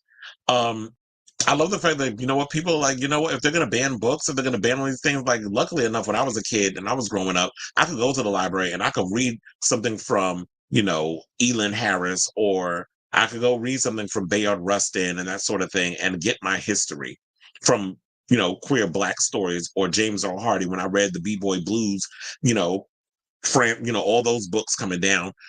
I love the fact that, you know, there are celebrities out here who is like, I will remind y'all of the history and we're going to put it in the form of a documentary, a movie, whatever the case is, and you get it that way. Because can't nobody ban Netflix. So no matter how hard they try, Netflix is a powerful entity. Can't nobody ban Netflix, not in America. Lesbians love the male bashing music where gay men don't. Of course we don't. That's why we love our divas. But anyway, speaking of divas, let's move on and let's talk about Ben Affleck and Jennifer, who apparently has moved out of their $60 million marital home that he owns with Jennifer, moving his belongings out while she was off hanging with friends in Italy and France. Funnily enough, I should have known that that's what he was going to do, that he was going to move everything out while she was off on her trip. He's like, okay, let's get the movers up in here. Let me start packing my shit and get the fuck up out of here because I don't want to encounter her. And they showed photos that I had seen of her on the Daily Mail where she had called him, or it might have been People magazine, where she ended up going to his office and she was looking tense on the phone with him at one point. And then there was another place that she ended up going. She was going out for dinner with Emmy, her child, and she looked tense in the face too. And then there was pictures I seen of her on the red carpet where she was looking a little tense. When she was at I think during Fashion Week, she looked like she was pissed. But I can understand why she was. I mean, she's going through some things right now. So, according to People magazine, they said more than 1 month after they first reported that Affleck 51, and well, you weren't the only ones, child, so, but nice try, and Lopez 54 were living separately in LA as they dealt with strife in their marriage. A source close to the couple tells People that the Academy Award winning filmmaker moved all of his things out of the couple's Beverly Hills mansion before Lopez returned from a recent trip to Europe. Ben continues to live at the Brentwood rental. He's been there for about 2 months now, another source said. He seems okay. He's been at his office every day and seems focused on work. He's also spending time with his kids. Affleck and Lopez, who married in July of 2022, after famously rekindling their romantic relationship, put the mansion they have shared together in Beverly Hills since June of 2023 on the market earlier this month, which I saw in the Daily Mail, not from People, but I know People, y'all like to act like, oh, we the only ones. Child, if you go to many outlets and sources, everybody done said that they the first to exclusively report. But we'll entertain it as y'all were the first. So the couple appeared to have spent time together as recently as June 26 when they were photographed separately entering a building in West Hollywood where they both maintain offices. A few hours apart, per TMZ, Affleck arrived around 10 a.m. in a suit with a duffel bag. Lopez, who was set to star in 2 upcoming movies for Affleck and Matt Damon's production company, was photographed leaving the building hours later. Well, this kind of makes me wonder, if this hurts being in a relationship with each other, would I still want to make a movie with Ben Affleck and Matt Damon if our relationship is, but then again, if our relationship is where it is, but then again, she should have known that this would be the risk, that should something happen in the relationship, would it be smart to do business as well as have pleasure with your significant other? But then again, if they're producing it and not in the movie, I guess I could do it. So it also says speculation regarding Lopez and Affleck's marriage has increased in recent weeks after they were not seen together for over a month earlier this year. In May, sources told people that the pair's marriage is not in the best place at the moment. Now, while buzz about tension in their relationship continues, both Lopez and Affleck appear focused on their work and family as they celebrated school graduations for Affleck's children. Lopez shared a Father's Day tribute to Affleck on her Instagram stories in June 16th. We already know the whole thing, but look, I feel like any day now we might be getting a statement regarding, what's been going on between the two. Um, but here's the thing. I feel like when, in regards to what's been going on with Hanifa and Ben, I feel like, I'm not surprised that this was happening, but I think maybe I'm surprised that this has happened so soon between these two. And maybe it's because, and I feel like also maybe what really was the straw that broke the camel's back, and I can't be 110% sure if this is true, but from my assessment of what's been going on, I really feel like that this is me and greatest story never told situation. I really feel like that is the straw that broke the camel's back for Ben. Ben even said in the documentary, I always thought like when it comes to certain things, it's sacred between our relationship, that these are things like it's between us. She was sharing like love letters that he had written to her and had it in a book that he had gifted her for Christmas with her team, her producing partner, writers, all this other stuff to come up with, the songs for the new album, which I feel like the album flopped because the music sounded dated. It sounded like it was made for like 2004 rather than 2024. And maybe that's what it was too. It's like her sound musically in the music genre has not evolved with her as a pop act. And that's what I feel hurt her. But she was adamant. She wanted to keep doing it. And she was like, well, I have to keep going. I have to do it because if I don't, then who will? And, all the other stuff. And girl, you not listening, similar to Katy Perry, not listening to her team. You kept pushing through. I got to do it. I got to do it. I got to do it. And now you shot that the album flop. Which I truly feel this is what's going to happen with the Katy Perry era. She's not listening to the people that she's employing. And she wants to do whatever she wants. Okay, sis, you lie on that sword. And watch what happens. They're going to say, I told you so. But I feel like because she shared all this stuff and Ben looked annoyed that it's like, I didn't know she was going to be sharing something intimate that I wrote to you with these people. And not understanding that Ben is a private person. He's like all this other stuff. And sidebar, when they said that he shared a lot of love letters that he had written her, this had me thinking, but wait a minute. So all these letters, because I know you ain't write all this, after you had left Jennifer, after you and Jennifer Garner divorced, and after her situation with A-Rod. I'm sitting there like, now, did he keep these love letters while he was married to Jennifer Garner? So he was still pining for Jennifer Lopez in his spirit while he married the other Jen? That got me looking at him sideways with that, which makes me think like, I'm not 110% blaming Hanifa on this. I think it's also his fault because you love bombed her. You was out here talking about you wanted to get back with her. You love her so much, and you were saying little things in the press and this other stuff. And Jen loves love, as she likes to say. And she fell. She fell in. It's like, oh, maybe this is the opportunity. Like we've grown, we matured, whatever the case was. Now, maybe we should give each other another chance. Then reality sets in. The honeymoon phase is over, and the reality kicks in. And now you realize, well, fuck, she's still a grade A narcissist. I'm someone who values my privacy, but she doesn't see it. Like she'll have these peaks and moments, and we've seen it in the movie and in the documentary. She would have these peaks where she would have a moment of self-reflection, or she would have a moment of self-realization, and then it'd go back into the narcissism thing again. So it's just like it has a moment, but she don't hold on to it long enough to pull back and be like, you know what, that's self-reflection. Maybe I need to really look into that. Don't have it for the moment and then go back into the narcissism. Because then, that's probably going to rub people the wrong way. Her team, whatever. Ben seemed to be irritated by the whole situation. And now he's like, you know what? If you're not going to respect my privacy, if you're not going to respect all the things, then I can't be in a relationship with you. So something clearly had to be there where she broke the trust, or maybe he realized he was in over his head.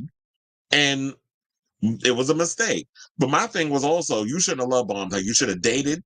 Y'all should have took your time getting that out. I felt like everything was rushed. Y'all should have really taken the time to take it slow, really get to know each other, and not have like these spontaneous moments of, oh yeah, let's go get married at the Justice of the Peace in Vegas, and then let's do all these things and really just make up for lost time, because it was what, maybe a couple, what was it, like a week or something before they were going to get married the first time, and they called it off. So they wanted to defy expectations, and now it's bitten you in the butt. So I say all this to say, chill. Y'all might as well just look, make the announcement, um, call it quits, and don't get back with each other. I feel like Ben is one of those people that's just maybe destined to be alone. That he's a loner. He likes his cigarettes. He likes his junk food. He likes his alcohol. He likes his gambling. You know, all the things that it seems like Jennifer doesn't like. And they, they're complete opposites. Yeah, this is why I don't know if I would date my own, I was gonna say my own race, my own horoscope. They're both Leos. I don't think I could date a Virgo. That's like me dating myself.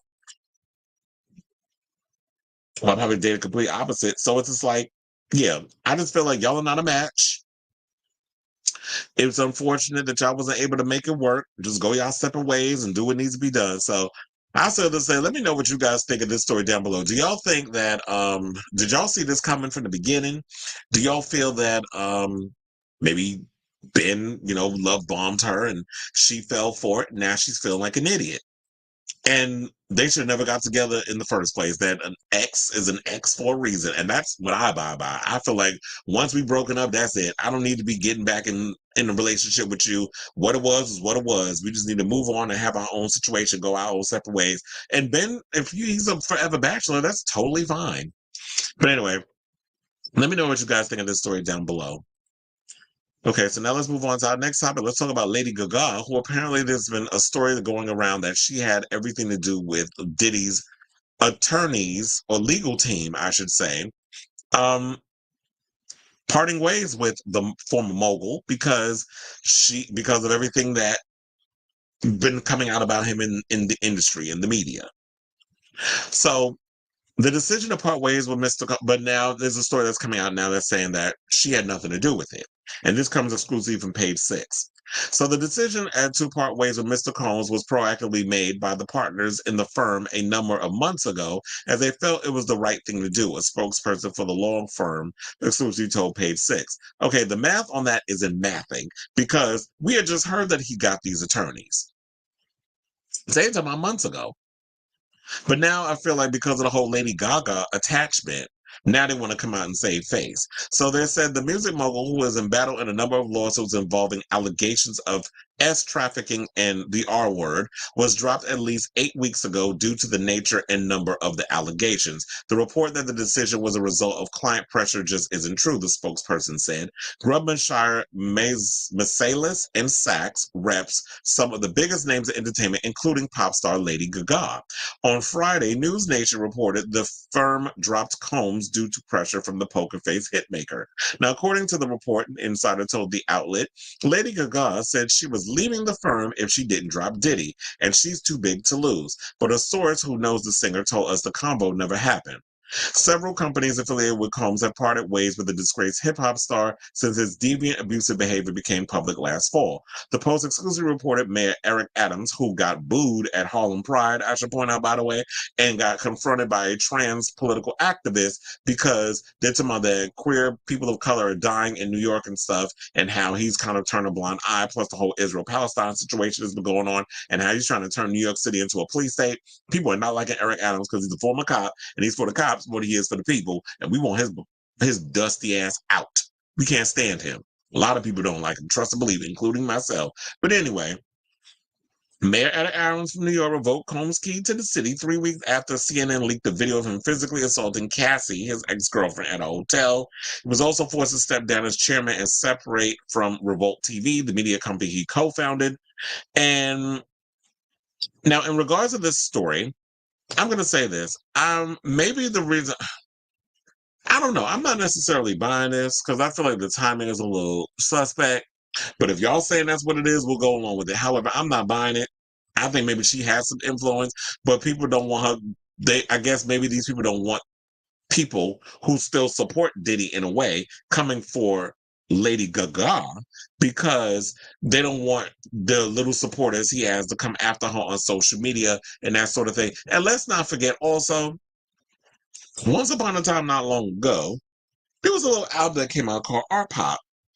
And there was also a song on Art Pop called Do What You Want With My Body. And apparently the person that she worked with was R. Kelly. So people are sitting up here like, oh, well, you had a whole song with R. Kelly do that song, which she did remake it with Christina Aguilera. Remember that? But she had a song with him, and there was a whole lot of controversy surrounding that album where people felt she was tone deaf in a lot of situations. But you're supposed to be women's empowerment, similar to what Katy Perry's going through now. And she had that song, and people are dragging her because of it. So maybe she doesn't want any kind of attachment with that. Was like, oh, now my name is being associated with this, knowing things that went on in her past. So it could be that. But if Diddy needs legal help or whatever, now it seems like he's going to need to find somewhere else to go because the legal team, I guess, maybe they were threatened. I don't know the reason why they dropped him. They didn't explain why they dropped him. They said they made the decision a while ago.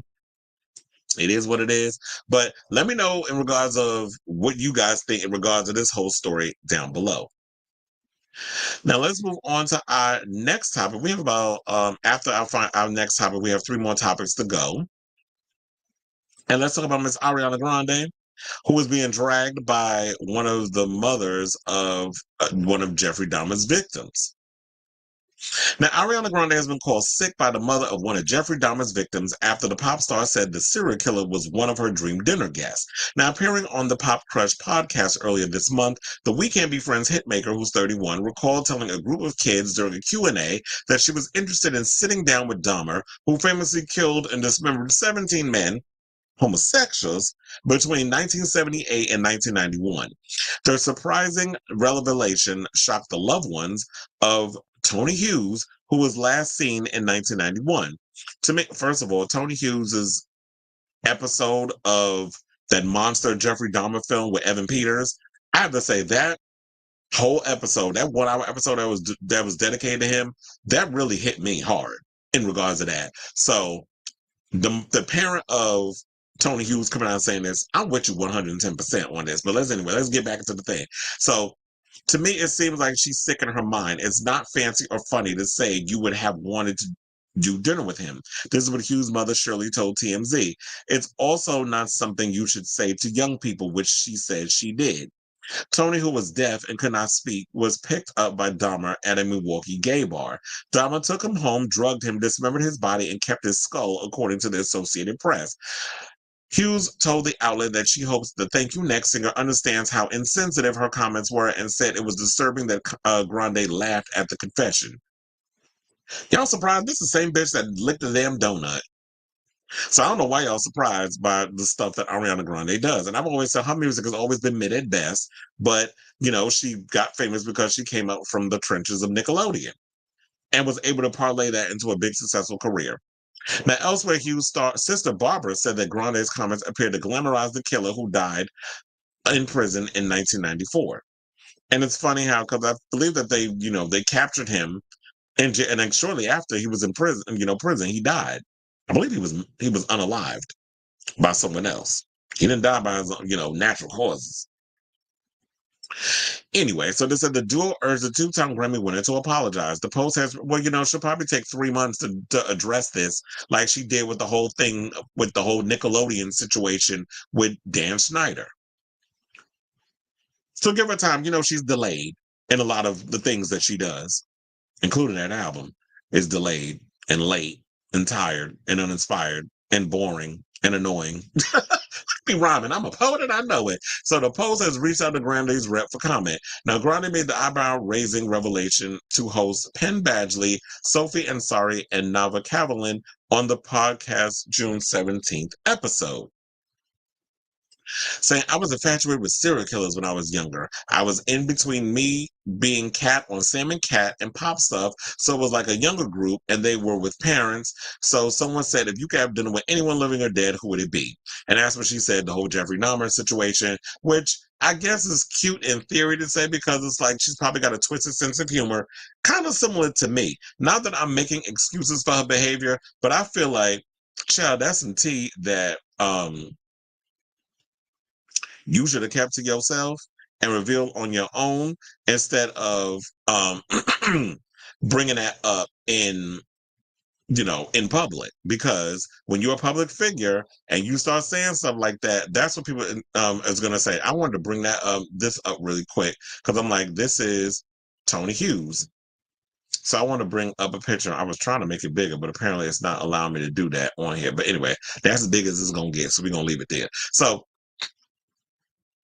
that's Tony Hughes, who, they did a whole, and I will say this, watching that episode of American Crime Story, I don't even think I finished it because I couldn't really finish it because it was just,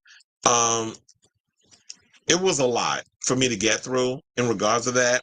And plus the stuff in regards of like the murders and those other stuff, like I really couldn't like sit and stomach all that, which I think also, and one, it hit close to home because it was targeting the LGBTQ community. Well, the gay community, it's not LGBT because he went after gay men of color and he purposely put himself in a place where he purposely put himself in an area where he knew like people wouldn't give a damn about, gay people of color being murdered.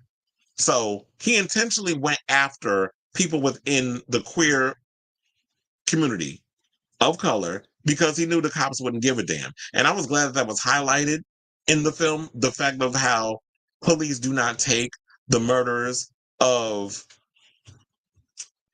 the gay community seriously, let alone queer people of color.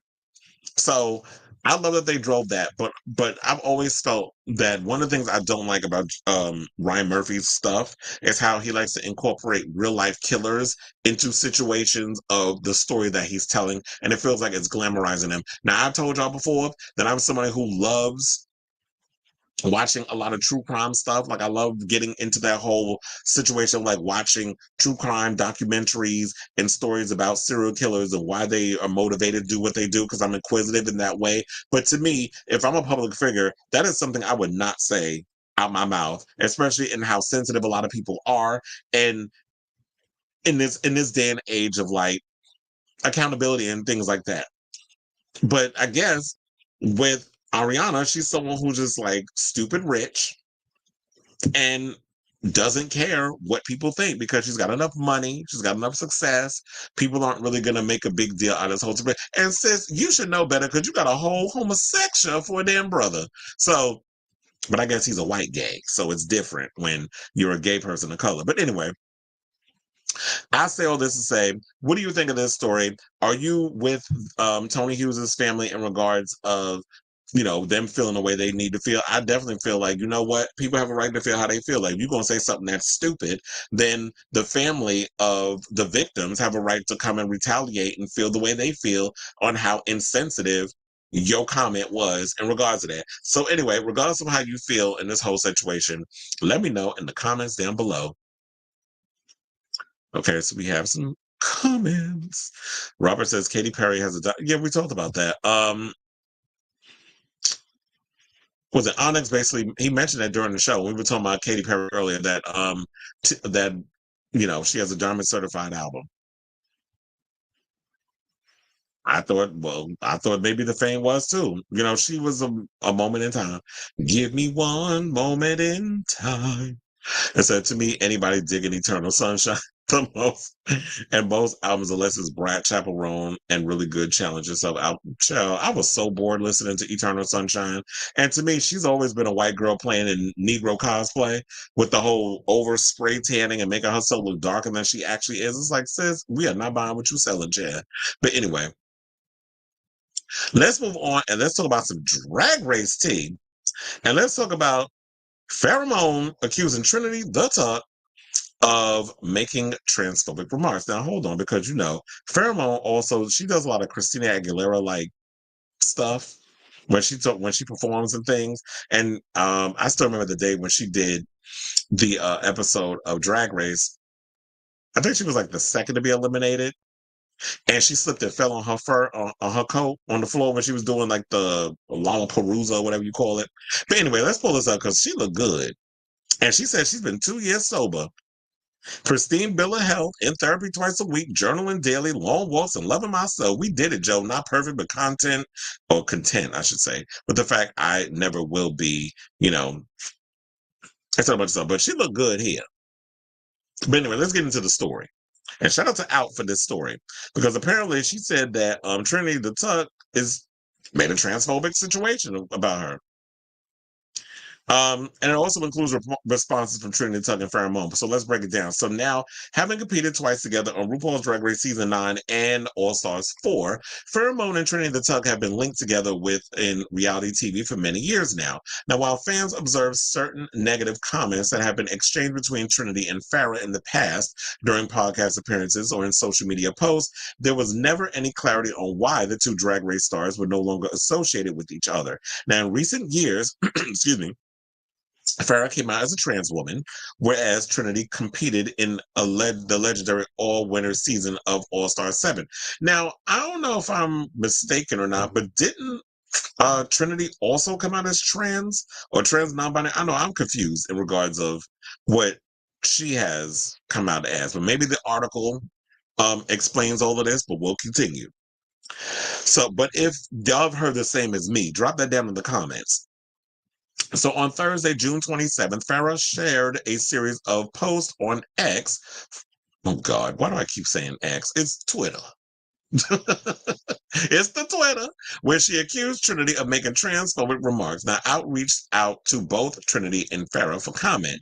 Trinity wrote a statement to Out by saying, "The claims that Farrah have made are grossly embellished. I've never and would never say those things about a trans woman. Farrah, obviously, in her feelings about my statements in the podcast she brought up, and she is clearly lashing out. I might talk more about the night she mentions in a future podcast. Stay tuned." Well, sis, I most certainly will be keeping track of this. But in case y'all need context, I pulled up the tweet in which she said, "Hi, Twitter. Since a certain trailer trash demon, can't stop bringing me up on whatever platforms people are still giving her for some reason, then I've done nothing but stay in my own lane. I would like to tell you a little story. Once upon a summer, I had a beautiful romance with a trans man in San Francisco. On one of my trips to visit him, my season 9 sister Trinity the Botched bitch, happened to be in town performing at one of the clubs. We were still friends at this time, so I hit her up to meet us for dinner. Now, clearly, Trinity could not tell that my date was trans because not even 5 minutes into us sitting down, Trinity decides to go on a rant saying, "Can y'all believe these men with vaginas? That is absolutely so disgusting to me. How could anyone be into a man with a pussy?" Me and my date instantly froze and looked at each other. I was absolutely mortified, and I could tell his heart was literally shattered. I felt this overwhelming guilt that I just brought him into the most uncomfortable situation. I interrupted and said, "Trinity, you need to stop. My date here is trans. My date was trying really hard to keep us cool, but he was having a visceral reaction." She immediately backpedaled, started saying things like, "Oh, wait, but I'd never be able to tell. You look just like a real man," which started making it worse. To this day, I have never had a more uncomfortable interaction with the person. The rest of the dinner was so awkward, and she kept on profusely apologizing. I mistakenly gave her the benefit of the doubt, schooled her on some things, and tried to maintain a friendship with her as she's a fellow season 9 girl and probably just had been exposed to the masculine side of transness and why those things she said were mortifying. However, in 2019 and 2020, when I was facing my trans identity privately, every time she said something transphobic on Twitter or online, she chipped away at my patience with her and the ways in which she was using her prestigious platform. My breaking point was in 2020 when she freshly won an all-star season. We're in a deadly pandemic, and she tweets about how essential her job is and she shouldn't get in trouble for congregating huge crowds before we even had a vaccine. I've been blocked ever since. She's made no effort to make amends or reach out, but she clearly still can't stand that I had the nerve to speak up to her almost 4 years ago because of the extensive time I've spent with her in hundreds of shows. The behavior I've observed for years, etc., is why I will never be convinced she wasn't She Devil by Night. Oh yeah, I remember hearing about She Devil by Night, child. That profile that came out. The profile typed like her and everything. She is quite literally an awful person, an awful role model, but hey, she's great at drag. Goddamn. Shout out to Pheromone, because Pheromone ran her down to the damn floor in that situation. But hold on, let's go back to the picture. So now, in response to Out, Farrah showed photographic evidence of that encounter with Trinity took place on May 21st, 2017. She also wrote in a statement, I'm doing really well. I've stepped away from the socials a bit. The last few months, I've been focusing all my energy on my healing. And this is where I read the whole thing in regards of earlier, where I said, I'm in therapy 2 to 3 times a week, walking 10K steps a day, journaling daily, and staying in my own lane. And I appreciate it if Trinity kept my name out of her mouth and minding her own business. Farrah originally wrote, we already talked about the whole series of tweets. We read the whole series of tweets. We don't need to go through that again. So that's why I'm scrolling down. And then there's also a screenshot where Trinity, they said that exchanges between Trinity and Farrah from January 2021 debating whether or not drag performers should be performing live during lockdown in order to earn money for themselves and those venues at the time. So there's a whole thread where it came up where it was saying that, all right now, well, Farrah said this, all right now, let's address why my name got brought up. Trinity said, I started drama for no reason. These are said tweets. I addressed her with respect, trying to explain why what she was saying wasn't cool at a time a lot of us were mourning COVID deaths. Which is exactly why I don't understand why people get short-term damn memory when it comes to trying to get Trump back in office, because a lot of people I know, including my friend Nasham from The Ones, died from COVID-related complications. So she wrote this. I'm going to read a couple of them. The tweets. Unless you're going to pay my bills, then I suggest shut the fuck up about me doing what I have to do to survive. I understand the situation of the world, and unfortunately, our government can't get their shit together and make it better faster. My job is no different than the server or someone who works retail. Well, here's the thing. Now, those of us in the retail industry and those of us who were serving, even when we had to work, there was very few of us that were allowed in working in a lot of those service jobs, and a lot of us were required to wear masks. Were you wearing a mask when you was up there doing your drag? I sincerely doubt it. But anyway, she went on to say, my job is no different than a server or someone who works retail or at a grocery store. Unfortunately, it's a job that requires me to be in the proximity of people. What I can do is my best to follow guidelines and hold people around me accountable to do the same. I won't apologize for trying to survive when I haven't and it said, being a nightlife entertainer, this is what Farrah said, because it cuts off at one point, so I can't even read the rest of it. But it said, being a nightlife entertainer is not an essential job. None of us can pay our bills right now. It is so unimaginably selfish to put people's health at risk for a gig when literally everyone's trying to do their part and hospitals are starting to overfill, but whatever. But I guess she was talking about how her house is about to go into foreclosure and, she's trying to follow the guidelines as best to her ability. And then Farrah said, I do love you, sis, but out of all the gals, you've been pretty fortunate this year. Let's not act like you needed this one gig to save your house. Using our names to fill nightclubs right now when hospitals are overfilled is not ethical and makes us no different than the circuit gays.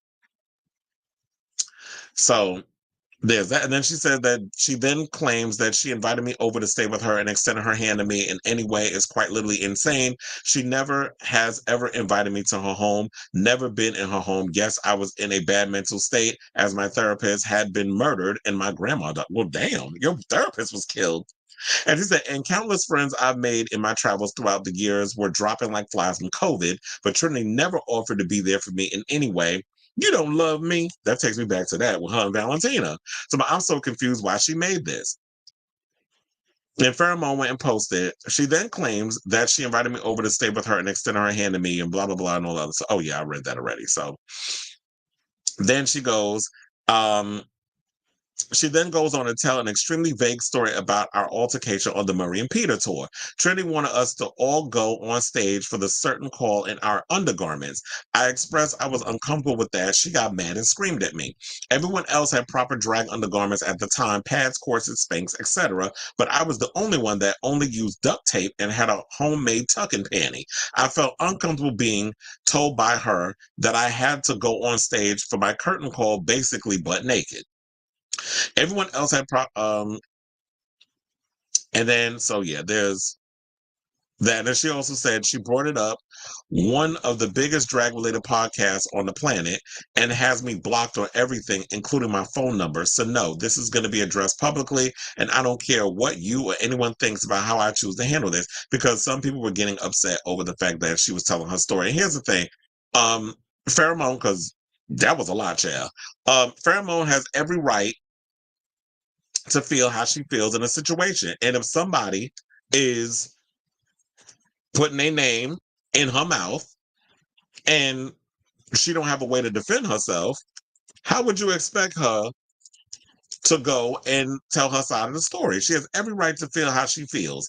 And for those of you to be out all dismissive of the situation, you don't have a right to tell someone how to feel. I always tell people, I said, you don't get to poke the bear and tell her how to attack you. That's just not how the world works. So if Pheromone is feeling away and Trinity can't keep her name out her damn mouth, then she has a right to defend herself. It's the same thing like I said about when the Elephant Queen went and said what she said about Kim Chi. Kim Chi has a way to feel, has a right to feel how she feels in a situation if people are going to sit and talk about her to a podcast. She has a right to say what she want to say. You're not going to make me out here look crazy with these damn crazy ass stands who can't just listen to stuff and just take it in, instead of going on social media and spewing their bigotry and hatred because they want to have their 15 seconds of fame. Oh, you best believe I'm gonna get on social media and windmill your ass verbally. Well, I guess when you're reading it with my fingers, or however you want to put it out there. So Pheromone has always been the type of girl that has never been one to mince words and to hold back on her opinion in a lot of situations. But I say, let's say, what do y'all think of this? Here we go with another damn drag race beef. These girls stay beefing and y'all stay keeping me in business talking about. But who y'all here for in this whole situation? Child, I'm sure this story is not gonna go away anytime soon. I'm sure there's probably gonna be more back and forth. Somebody's gonna tell a side of the story, just like Farrah said, she's gonna do it in the form of a podcast and tell her side. And I'm here for it. If Trinity was saying those other stuff in regards of the COVID thing and those other stuff that she said in the past, I kind of believe Farrah and what she's saying. But anyway, let me know what you guys think in the comments down below. Okay, so we have comments. Onyx says Trinity the Tuck was the trans girl back in 2022, but I guess it was just that's why I'm like, I'm confused with Trinity. 1 minute she's basically what RuPaul was talking about in regards of the difference between trans people being on Drag Race and people that get enhancements, like all that silicone and shit she got on her body. Like, she gives me that versus actual trans people who do drag. And Trinity has always confused me in what she's all about in regards of, are you transitioning? Are you not transitioning? I mean, there's a lot of situations where there are trans people that kind of flip-flop and go back and forth on whether or not they want to transition, whatever the case is. And I remember she, if I'm not mistaken, she did get into it where people were like, well, aren't you trans? She was like, I guess I'm a non-binary, but I'm like, I'm so confused. I can't keep track of what the hell was going on with her. So, and it says she deleted the Instagram story highlight about it too. Who, Trinity? And look, Pheromone standing on business because I pulled up her stuff on the Twitter. And the screenshots Out Magazine had. So they talked about it. But shout out to you, Pheromone. I was like, am I following her? Child, why people talk about Miss Netta? That's another one that's confused about who the hell they are. And how some women out here talk about that Netta look like a real woman. I'm like, is that a compliment? Because, a lot of people talk about how some of you women out here look like men. Y'all actually looking at Miss Netta as like that's a compliment for beauty? Some of y'all watching the show probably like, who the fuck is Miss Netta? Exactly. She ain't nobody famous. Just another sexy red type that y'all trying to make famous over on in black famous circles. But anyway, let's move on. It said, did you see that Nina Bonina Banana Nana Fofina said about the YouTuber who made a video of most likely to come back for no, and is trying to get him sued for saying she's transphobic? No, I ain't hear about this. Where's that at? I need to look that up. Hold on, because I.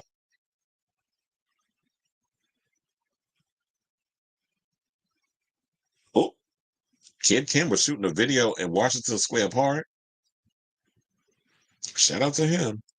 You know, I just be getting straight a lot of like I tell you, I just stay getting this heavy rotation of tea just sent to me. But anyway, so no, I definitely need to look into that about the whole Nina Bonina Brown thing. But I didn't hear that. They said she talked about it in the very beginning of her new Raw. Oh, so I'm gonna have to check that out once I'm done with the show. But anyway, let's move on and let's talk about Trinity Mattel, who apparently is coming for Zach Sang chair. So it's like the shade is shading today. A lot of girl because she feel like that Zach Sang could have just did a little Googleization, like he don't really know her, and she's irritated by him. And she was basically, you know, she criticized Zach Sang for not researching her properly instead of her ahead of her appearance on his podcast. And you want to know something? She ain't the only one because I heard there was an interview he did with Plastique Tiara and he's being dragged for the same thing. But let's stick to Trixie. Now, at this point, if you don't know who Trixie Mattel is, then that's a conscious decision. For anyone in that camp, though, here's a quick rundown. She first appeared on the seventh season of RuPaul's Drag Race before returning to win All Stars 3 years later. In 2018, since then, the Barbie enthusiast has enjoyed a rise to fame. Fame's profile has been bolstered by an iconic YouTube channel, a makeup company, as in Trixie's Cosmetics, several TV shows, and a podcast of sold-out tours with frequent collaborator Katya, and that's just off the top of our head. Shout out to Pink News for this story, by the way. And here's the thing. Trixie is taking a break from social media, so we're not even going to get, like, her overall, or did we get a feeling about this, or is this just the media, the blogs, the gay blogs talking about this?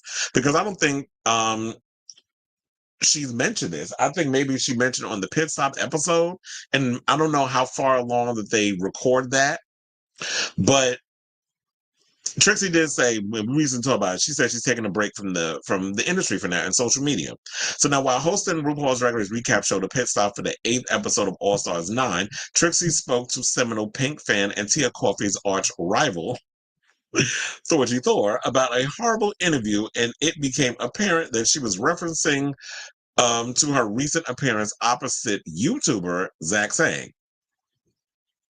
Now, in case y'all didn't see that clip, we do have it, which has also been juxtaposed with her response where she was on, you know, the pit stop. So please hold as we get to that clip in case y'all didn't see it.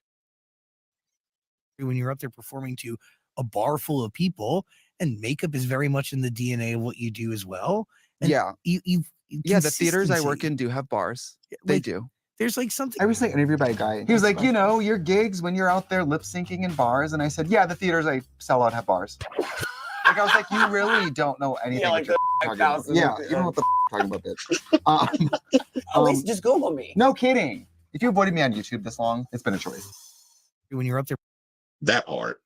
So, I'm with her on that because I was sitting there like, in regards to that, it's like, yeah, Zach. First of all, if anybody knows, well, not if anybody, everybody pretty much knows that if you're going to do any kind of interview or with a case or anything of that nature, the first thing that you should do is research the very people that you're going to be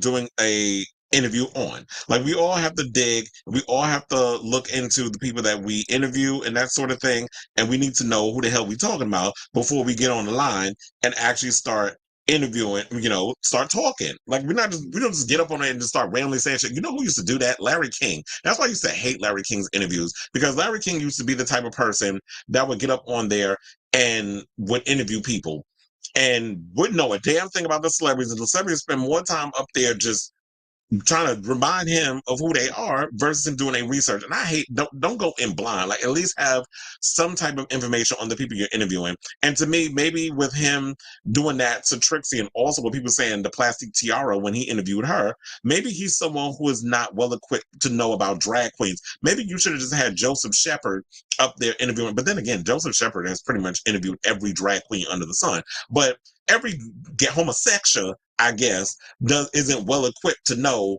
about drag and all this other stuff. But here's the thing: if that's the wheelhouse you're going to play in, at least do your research. The same amount of energy that you put into your interviews with Ariana Grande and all these other A-list and Ava Max and all these other celebrities, the same type of energy you should put into interviewing a Trixie Mattel and Plastic Tiara.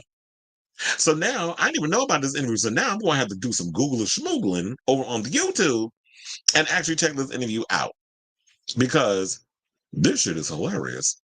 So let me look and see if there was any people that responded in the comments regarding. Oh, they said if somebody mentions the double take, I posted 25 minutes ago, pretend you don't see it. Oh, they thought the thing.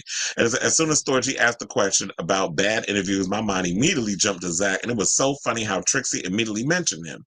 Another person could, because at this point, why are you using gay people for your ugly set and fuck ass podcast? My God, he didn't even catch it either.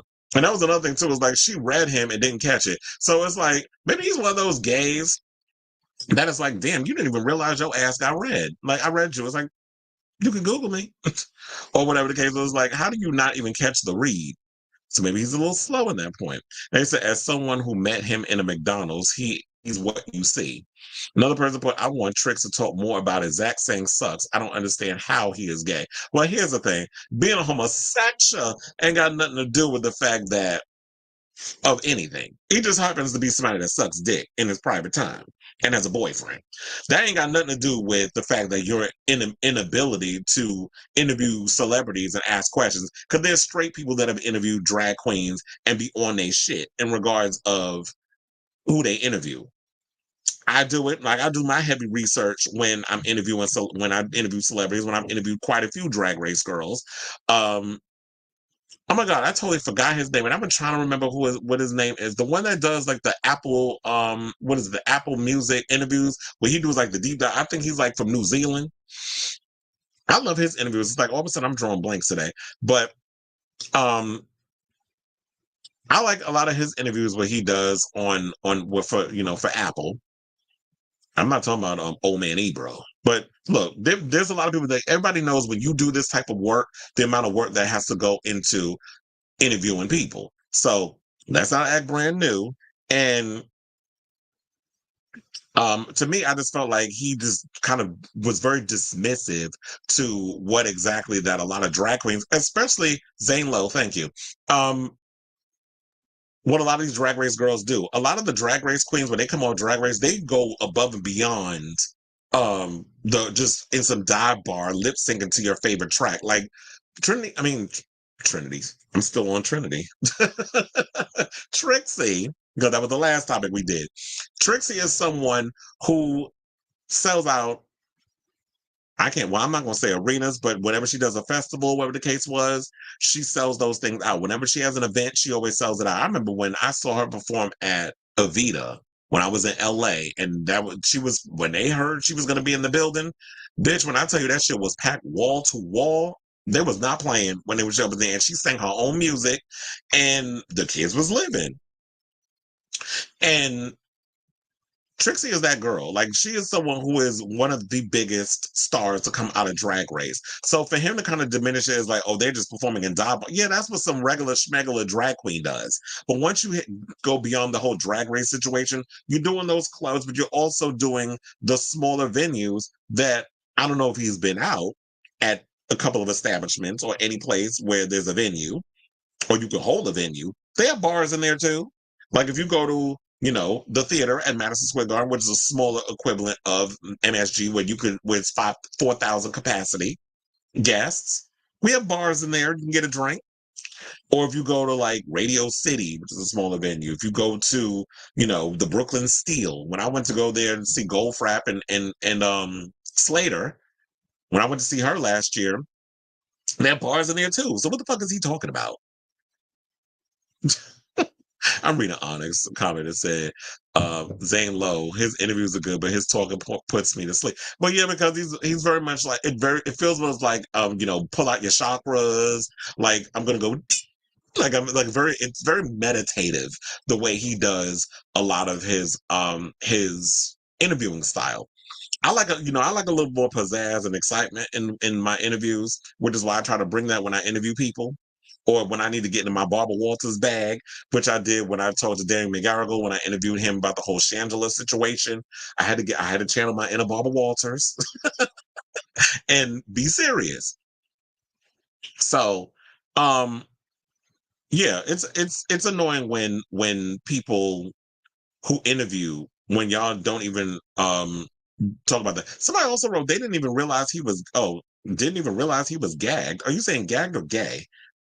The guy never researches his guests, can't be bothered to even read a wiki page, literally not even doing the bare minimum. Well, I guess maybe I never paid attention to Zach Sang's interviewing style like that. But now that everybody brings this up, I may have to start really paying attention to the way he interviews and all that other stuff. But anyway, in regards to this situation, let me know what you guys think of this story down below. He said, remember when Trinity K. Bonet interviewed Chaz? Oh, yeah. I remember that. And they kept telling us, like, she would go, excuse me, Chad, it's Chaz Boo. Like, first of all, the number one rule in interviewing is at least know the people you interviewing before you interview them. If you can't even get the name right, then we really have no hope for humanity. And it said, Trixie has never been one of my favorite queens from the show, but that's the case for most POC fans of the show. What is it about Trixie that you don't like? Well, look, I know some people say like, well, would she be considered a person of color? Because I know they said she's Native American, and I do have that would make her indigenous, correct? I mean, I'm part indigenous as well, but I don't shy away from my side of being a person of color. So I'm genuinely curious as to what it is about why she's not one of your favorite queens. And there's no judgment. I'm just curious. I'm nosy. I was like, hey, Cleveland. It said Zane Lowe. And then I read your post already. You said his interviews are good, but his talking puts me to sleep. It's like, I like Zane Lowe, but yeah, it really depends on I really have to like the artist to want to watch his interviews. Because, yeah, it's like, it's definitely it's definite mental preparation when I'm going to have to, because I already know what he's about to give in this interview. Like, I want to see his interview with Omar Apollo. That hasn't aired yet, but you can listen to it on the Apple Podcast. And I saw he did an interview with Omar Apollo, but I definitely want to watch it. But I don't think it's aired on YouTube as of yet. And usually if I watch his stuff, I got it on in the background while I'm doing work. So if I'm working on like stories to the show and that sort of thing, I usually have it, like, those are the type of shows I'll have on in the background. Trixie is just a little basic for me. As do I. I love alternative drag. Maybe that's why I be going so hard on a lot of the type of drag, like, especially when I be talking about Venus and all the other ones. But I was like, oh, y'all drag is a mess. I like more of the alternative stuff. Like, I love like the Evie Oddly type of drag, and that's kind of like the drag that and the whole more glam gowns and beads, that old school drag, because I came up with that in Manhattan, like always going to the clubs and seeing that, and then also spending a lot of time, growing up in Brooklyn, going and seeing more of the alternative drag, which is more popular in Brooklyn than it is in the city. The city is more like glam, or somebody coming out in a damn leotard doing a jump split. Like, that's basically what's more popular in America, in those circles. And you got to be sort of like a triple threat. You got to be able to sing, dance, act, because those are like more of the queens that are more like the show tune Broadway types. And that's more prominent in like Hell's Kitchen, West Village, Chelsea, that sort of vibe. But Brooklyn is like, you could be more experimental. That's why a lot of the girls from Dragula come from Brooklyn. Or will you see Nymphia win? She's, a Brooklyn queen. And it said, I wouldn't consider her a person of color either. Well, yeah, white passing, I could see that. And I would never know she was indigenous. She didn't tell me. Fair enough. Zane Lowe was also an old school DJ back when you couldn't be a hype man, etc. Like you can today. Reminds me of Casey Kasem. Oh yeah, he very much Casey Kasem, Ryan Seacrest, like very much, behind the scenes in radio, that sort of thing. That was our era of DJs. Calm, like we were welcoming them into our homes. Zane also interviewed Jeff Buckley when he was still alive. That's to show how long he's been. Yeah, he's been around for a long time. Like Zane Lowe's been doing this for over 3 decades. So he's pretty much, a staple in the industry. But anyway, let's move on and get to our final topic, which is probably going to be an interesting one. Now, should we be reclaiming the F word? I saw this on out.com. So I was like, oh, this would be a good topic to talk about to close out, especially with Pride Month being yesterday. So it says that it's become more and more common in recent years for members of the LGBTQ plus community, particularly gay men, to jovially and fraternally refer to each other by the F word. Yes, that F word. But is that word something that we should be reclaiming? Reclaiming my time? Yes, bitch, I'm reclaiming my time. Is it as bad as we've made it out to be in the past? Does it hurt people when they still hear it? Or is there a certain power in reclaiming something that used to be used against us and taking power in it? Which is what I said earlier is similar to, women reclaiming bitch, Black people reclaiming the N-word, ninja, as I like to say, because, you can't say certain words on the social medias. And now the gays are reclaiming the word. And it's funny how they're saying that it's become more and more common in recent years for members of the LGBT community, particularly gay men, to refer to each other as the F word. Honey, first of all, I have been using the F word for as long as I've been an adult. And that's been like a good 20 years. So, I've always been using the F word amongst my circle of friends. So maybe y'all just became new to it. But, I guess in the words of Madonna, it may feel old to you, but to me, it feels new. Because I feel it in my heartbeat, bitch.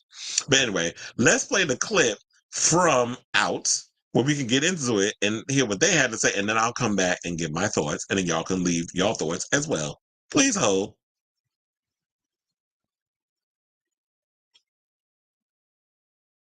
What do you think about the recent phenomenon lately about people like reclaiming the F word? I personally think it's okay for me. Like, I don't get offended. I try to spin it into my own way of looking at it as opposed to being offended. I'm like, but if someone were to come up to me and use it, I'd be like, yeah, and what? And I am. And you have to take that power back from them. So using it to tear you down, you have to use it to build yourself back up. Growing up, my gay friends said it all the time, so it's very different times. Now that they're reclaiming it, I totally understand because, Black people are reclaiming the N-word, so very different, time right now. There's a history with an etymology of words in every group, people minority and group of people that can be among the group, but I feel like no matter what, it gets abused, and someone outside of it weaponizes it still and won't accept that it can be reclaimed. I don't know. I don't love that. There's no right or wrong answer. Just funny to hear your thoughts. What he said. I'm more of an ally, so I don't know if I can speak on that, but you. Here's my thing. I think that if you feel comfortable saying it, say it. And if not, don't. But I don't think it should be, there should definitely be a conversation before you use it. If you use it to say it to somebody and they don't like that, don't use it with them. That's it. I support it, but obviously some people aren't comfortable with that. And I also support that. Wherever I feel wherever you're at, I feel that. But I support it. Same. One of my favorite words. There's been a recent phenomenon lately of people reclaiming the F slur. What are your thoughts on that? Are you pro or anti it? Anti-get. I'm pro-get. Period. I'm pro too. We're big. So. Yay. Yeah. Yes, honey. Shout out to the lesbians. I was like, let me go back on that. Okay, he was cute. So I had to I'm gonna just leave it there. First of all, that shirt use a condom. How dare you? But anyway, let me get serious. Shout out to all you on prep and the good old Truvada, honey. But anyway, so here's my thoughts on this. I am from the school of like, it depends on the person. Now, I've always been of the school of it's not what you say, it's how you say it. Now, if somebody comes to me and be like, you effing F word, then it's like, oh no, bitch. Now I know in the connotation which you're using it. Now I'm about to punch you in your damn throat. So it depends on the whole situation. Now, but when you're amongst friends, if you're in your inner circle, that sort of thing, I have no problem with saying it. It's just like, yes, when you're amongst your group of friends, if you're a person of color and you use the N word, it's not a big deal in my opinion. I hate the fact that some people be out here using the word and it's like y'all be racist or you don't identify as black when you are a person of color. And Latinos and whatever, when I've been seeing using the word and they've said, you know, and then y'all don't identify as a person of color because, you know, I'm not that. I'm this and I'm this. And I was like, that I have a problem with. And it's the same thing like with you're in that whole situation with this. So to me personally, I have no problem with people using the word, but like I said, it depends on the connotation in which the word is used, because I always say it's about tone and that sort of thing. But if you're not amongst that circle of friends in that way with them people, then it's all about, like they said, comfortability in that sort of thing. So just, I know it's a sensitive subject. Some people are very much politically correct in a lot of ways or whatever, but it's just like, you know what? It's all about taking that power back. Like a lot of times we've had our oppressors who will sit and try to use words against us. It's like, okay, and I am an F word. Yes, I suck dick. Now tell me something I don't know, because you get people that try to use these slurs against you. Oh, you're a C sucker, or you're the F word, or you know, you're a butt muncher. I was like, okay, now tell me something I don't know about myself. Like, are you curious? You want me to bend you over and have you touching your toes while I dig out your guts? Like, is that what you want? Because you're trying to find a way to hurt me, and it's like, it ain't working.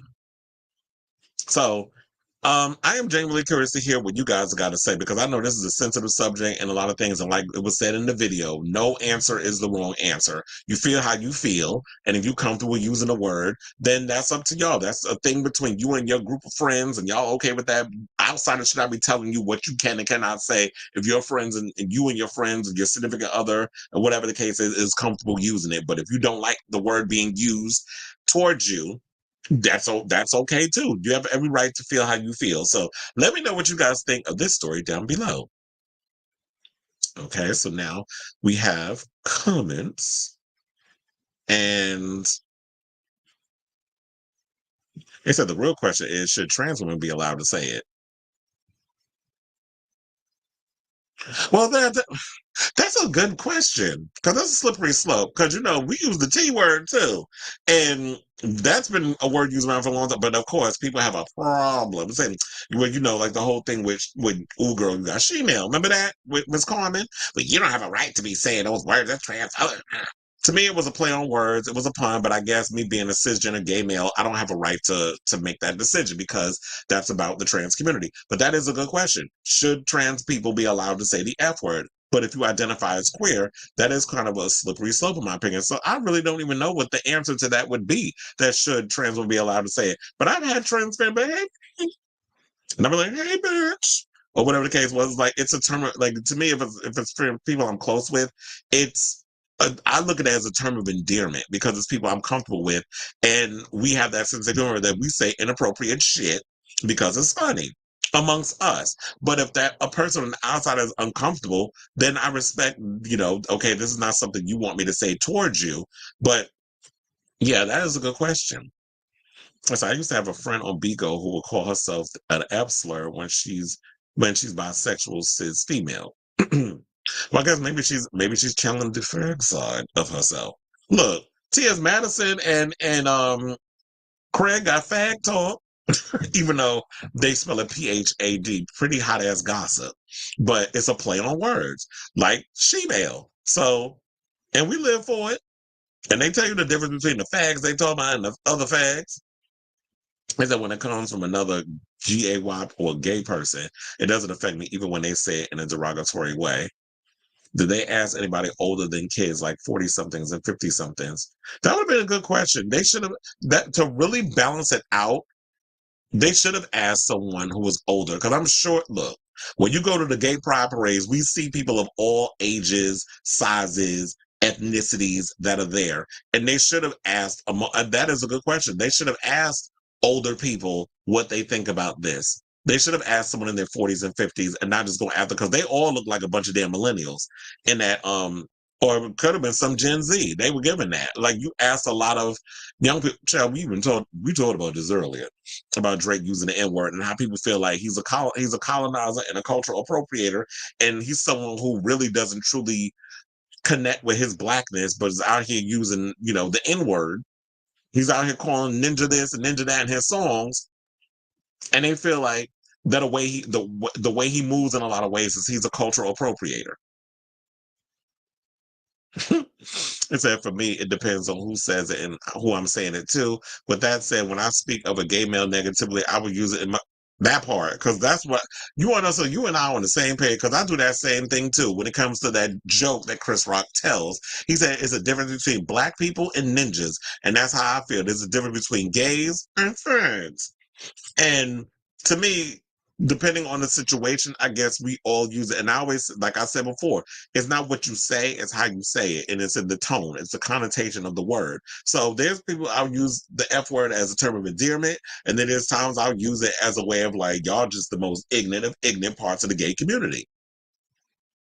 So even said, I'm too old to get offended. Okay. Scream Factory just announced in 1988, The Stepfather. Bitch, I love that movie. Shout out to what's his name? Tony Quinn, I believe, was the lead from Lost. He played the stepfather. He did 2 of the movies. I don't think he was in Stepfather 3, but I have to say I love the first 2 Stepfather films. Jonathan Brandis, I believe, was the son in the sequel. May he rest in peace. But both movies was good. I love The Stepfather. That is definitely one of my favorite movies. I've watched this movie so many times on Tubi and Shudder. I don't know if it's on Shudder anymore. I think it might be. It's because it will show you like the queer word. They would be like, why would you do such a thing? Okay, so I will say we are at the end of the show. Thank you all for tuning in for the latest episode of Chris Allen Unfiltered. Once again, thank you to all the new subscribers and people that have just come on board and discovered the show, especially from the Austin Wolf episode that I did over on Saturday. So I definitely appreciate the influx of new subscribers and commenters and likers and all that other stuff for, the Chris Allen Unfiltered show. Tune in next time. I don't know. I might do a show tomorrow. Don't quote me on it. Depending on what topics and stuff is floating around, we'll talk about it. But anyway, any questions, last minute questions, comments, concerns before we log off? Did I say Terry Quinn? Or did I say another name? I think I said Tony Quinn. Because I was thinking Anthony Quinn. There's an actor, I believe, named Anthony Quinn. But anyway, so it said, before you go, Biden drops out of the election. Who you hoping runs? Everyone is... Gavin Newsom is a good name. I've heard people say, and I do call him this because he's gay, but I said Pete Booty Plug. But I don't know if America is ready for a gay president. I will say this, I do like Gavin Newsom, although I did see that the Young Turks did a thing about Gavin Newsom, which is not really good news. I can't remember off the top of my head what it was. Hold on, let me look it up on my YouTube. Because it said hold on, let me pause my thing. It says leaked emails show Gavin Newsom's sleazy effort to win presidency. And this was posted yesterday over on the Young Turks, which I need to get around to watching that in regards to that, because I'm like, I wouldn't be surprised, because you know what, there has been some tea about, I don't know if y'all saw the video the other day when they were interviewing a lot of people about Biden's stumble during the election, And Gavin Newsom was like, we need to just put our head down and just continue to support him and stuff. And it's like, y'all literally, what you're basically saying, what I'm saying is that Biden did bad and he looked defeated and he looked like he was out of it and didn't know where he was and couldn't really combat. I'm not saying you got to try to debunk everything Trump was doing because Trump was going like 80 miles a minute, you know, all that damn Adderall he probably snorted allegedly. I can see why he was losing, you know, just going off the handle with the lies out the mouth, diarrhea of the mouth with the lies. And you could at least, you know, windmill them on something instead of y'all sitting up here arguing who's the better golfer. I'm like, are you kidding me? Golfing don't take much work. All you do is stand in one spot and swing a damn little ass ball into a fucking hole. Y'all act like y'all running a football field or something or other, which we know Trump will lose because his ass don't run. Quiet as it's kept, they didn't get him on that damn Manjaro.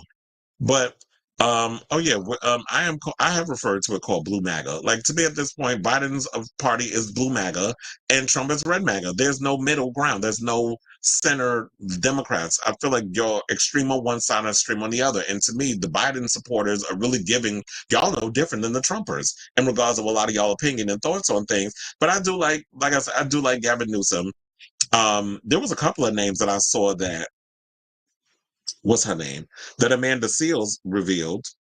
The hell is going on? I hate opening my social media and I'm running into some stuff. I'm like, chill. Amanda Seals posted a couple of names that I was like, I wish I could see if I could find it.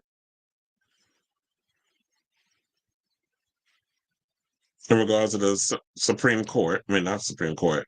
They're talking about the Supreme Court has ruled that the president is a king with absolute immunity. Trump could order the murder of his political opponents or their placement in congregation camps, and no court, no Congress could hold him criminally liable. This is the death knell for democracy. What the hell is going on? I feel like this country is losing its shit, and I'm ready to just pack up and fucking leave. That's really where I'm ready to go. You know, Amanda, you post so much damn stuff.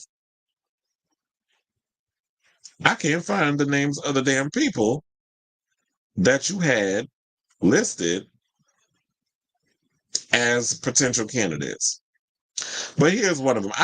First of all, I need to look into more of these people politically to even know where a lot of them stand, because a lot of times what they've been doing, they've been pushing so much for Biden to be the nominee from the beginning when y'all knew that he was a mess mentally for a while. Instead of trying to be like, okay, you did what you did, one-term president, y'all should have been trying to find that next big thing that will get the both sides excited to want to vote. Not even both sides, because I guess like the crazy lunatics over there with on the red, you know, the red MAGA side, the maggots. Y'all already made up your mind who y'all wanted, but at least if you're going to go after the people who are undecided, like the ones that Nikki Haley had, and some of the Democrats that are looking like hopeless and feeling hopeless right now, what you should have did was at least prop up a new person. Now it's like y'all got to rush because the next primary is what, in September? I believe there's also, I think so. And then there's supposed to be another debate in September. So it's sort of like people are feeling hopeless right now. And I saw people online talking, oh, he could be wheeled out in a wheelchair, his brain could fall into his lap, and I still vote for Biden. Yeah, okay. You're no different than Trump then at this point.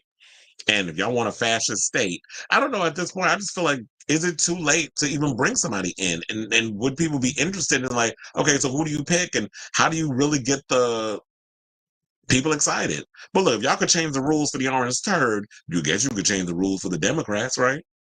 But a lot of them, y'all just lack spine. They've always lacked a damn spine. But anyway, let me get off of here because I'm getting hungry. I haven't eaten since this morning. So definitely thank you all for watching. Leave your comments and all other stuff down below. Hit that like button, that subscribe button, the notification button. I see another damn post that's popped up. If it's all that Gaza is more important than the Supreme Court in Project 2025. Here's the tea. If you support Gaza, you're not going to Washington, D.C. and basically a death wish. Yeah, because you're trying to get these young voters to get out there and vote. They're not. Not for him, and not even for Trump. They're going to sit it out. And that's why I'm behind Gavin Newsom. He's popular and from a popular, he's very popular in Los Angeles. Great governor. And look, if the midget out in Florida with the kitten heels can take time off from trying to govern Florida when he wasn't even doing that.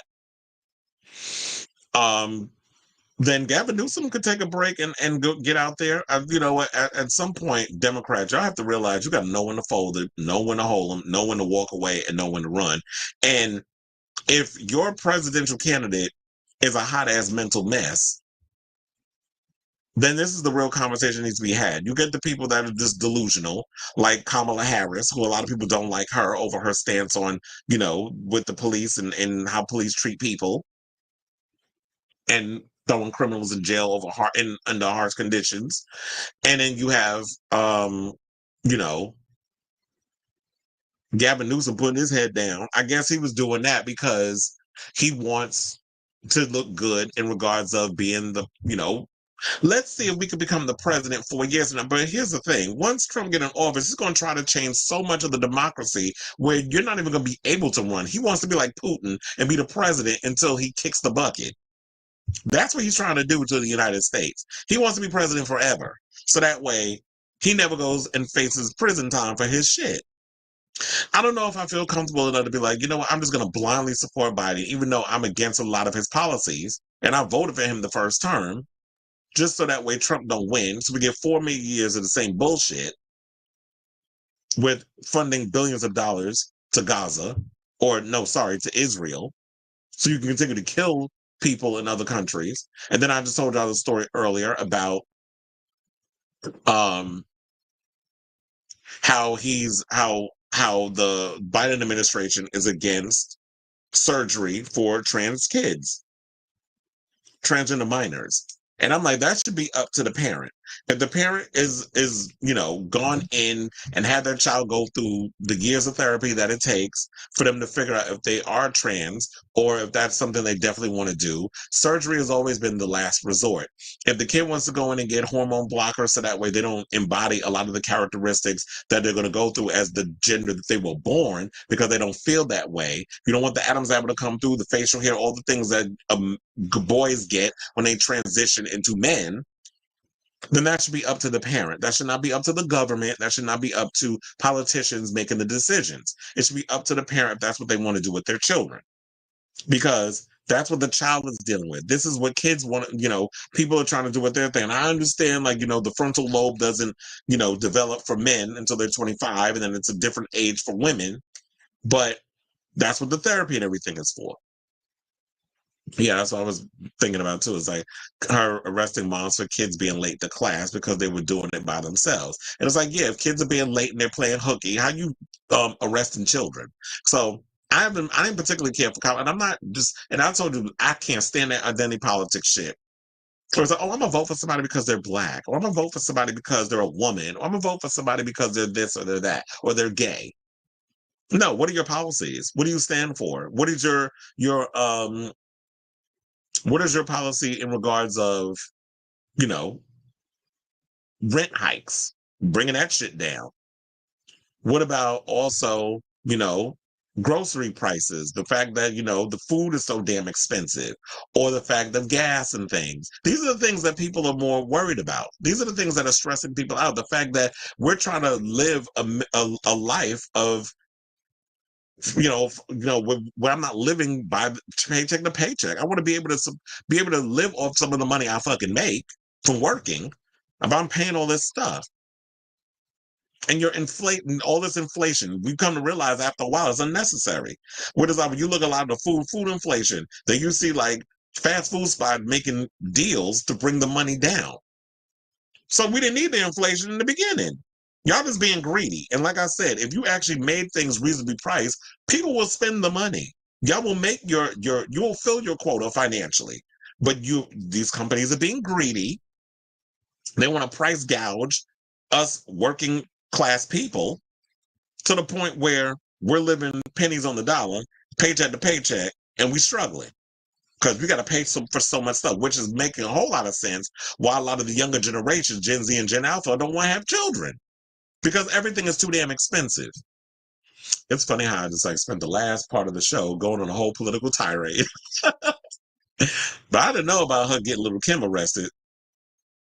So, This shit is a mess. And look, if the Democrats lose, y'all have yourselves to blame. But they always do that. A lot of the policies that they do are similar to a lot of the Republican policies. And then when they lose stuff, they want to point the finger. See, it was them. No, you sat on your hands and just allowed it to happen. So there's no more pointing of the finger. That's why I said when it comes to like when we talk about celebrities and authenticity earlier, people are getting smart onto that. Like they're getting smart with the politics. People are starting to wake up and pay attention. Y'all can't lie to us anymore via Western media. Western media, y'all did all of that. You can't do that no more. Now people are catching on. But anyway, let me get out of here. Like I said before, we had 3.5 hours on the show. You know, of course, I'm going to cut up some of the topics and make it like little individual things so that way people can watch the real entertaining hot topics that we talked about on here. So, love you all for watching. I may come on and do a show tomorrow. I am going to be out on July 4th and things of that nature. Probably going to I am taking a trip to Fire Island, but I haven't been there in a while. So I'm going to be partying with the gays per usual. But anyway, love you all for watching. And until next time, ciao, dog.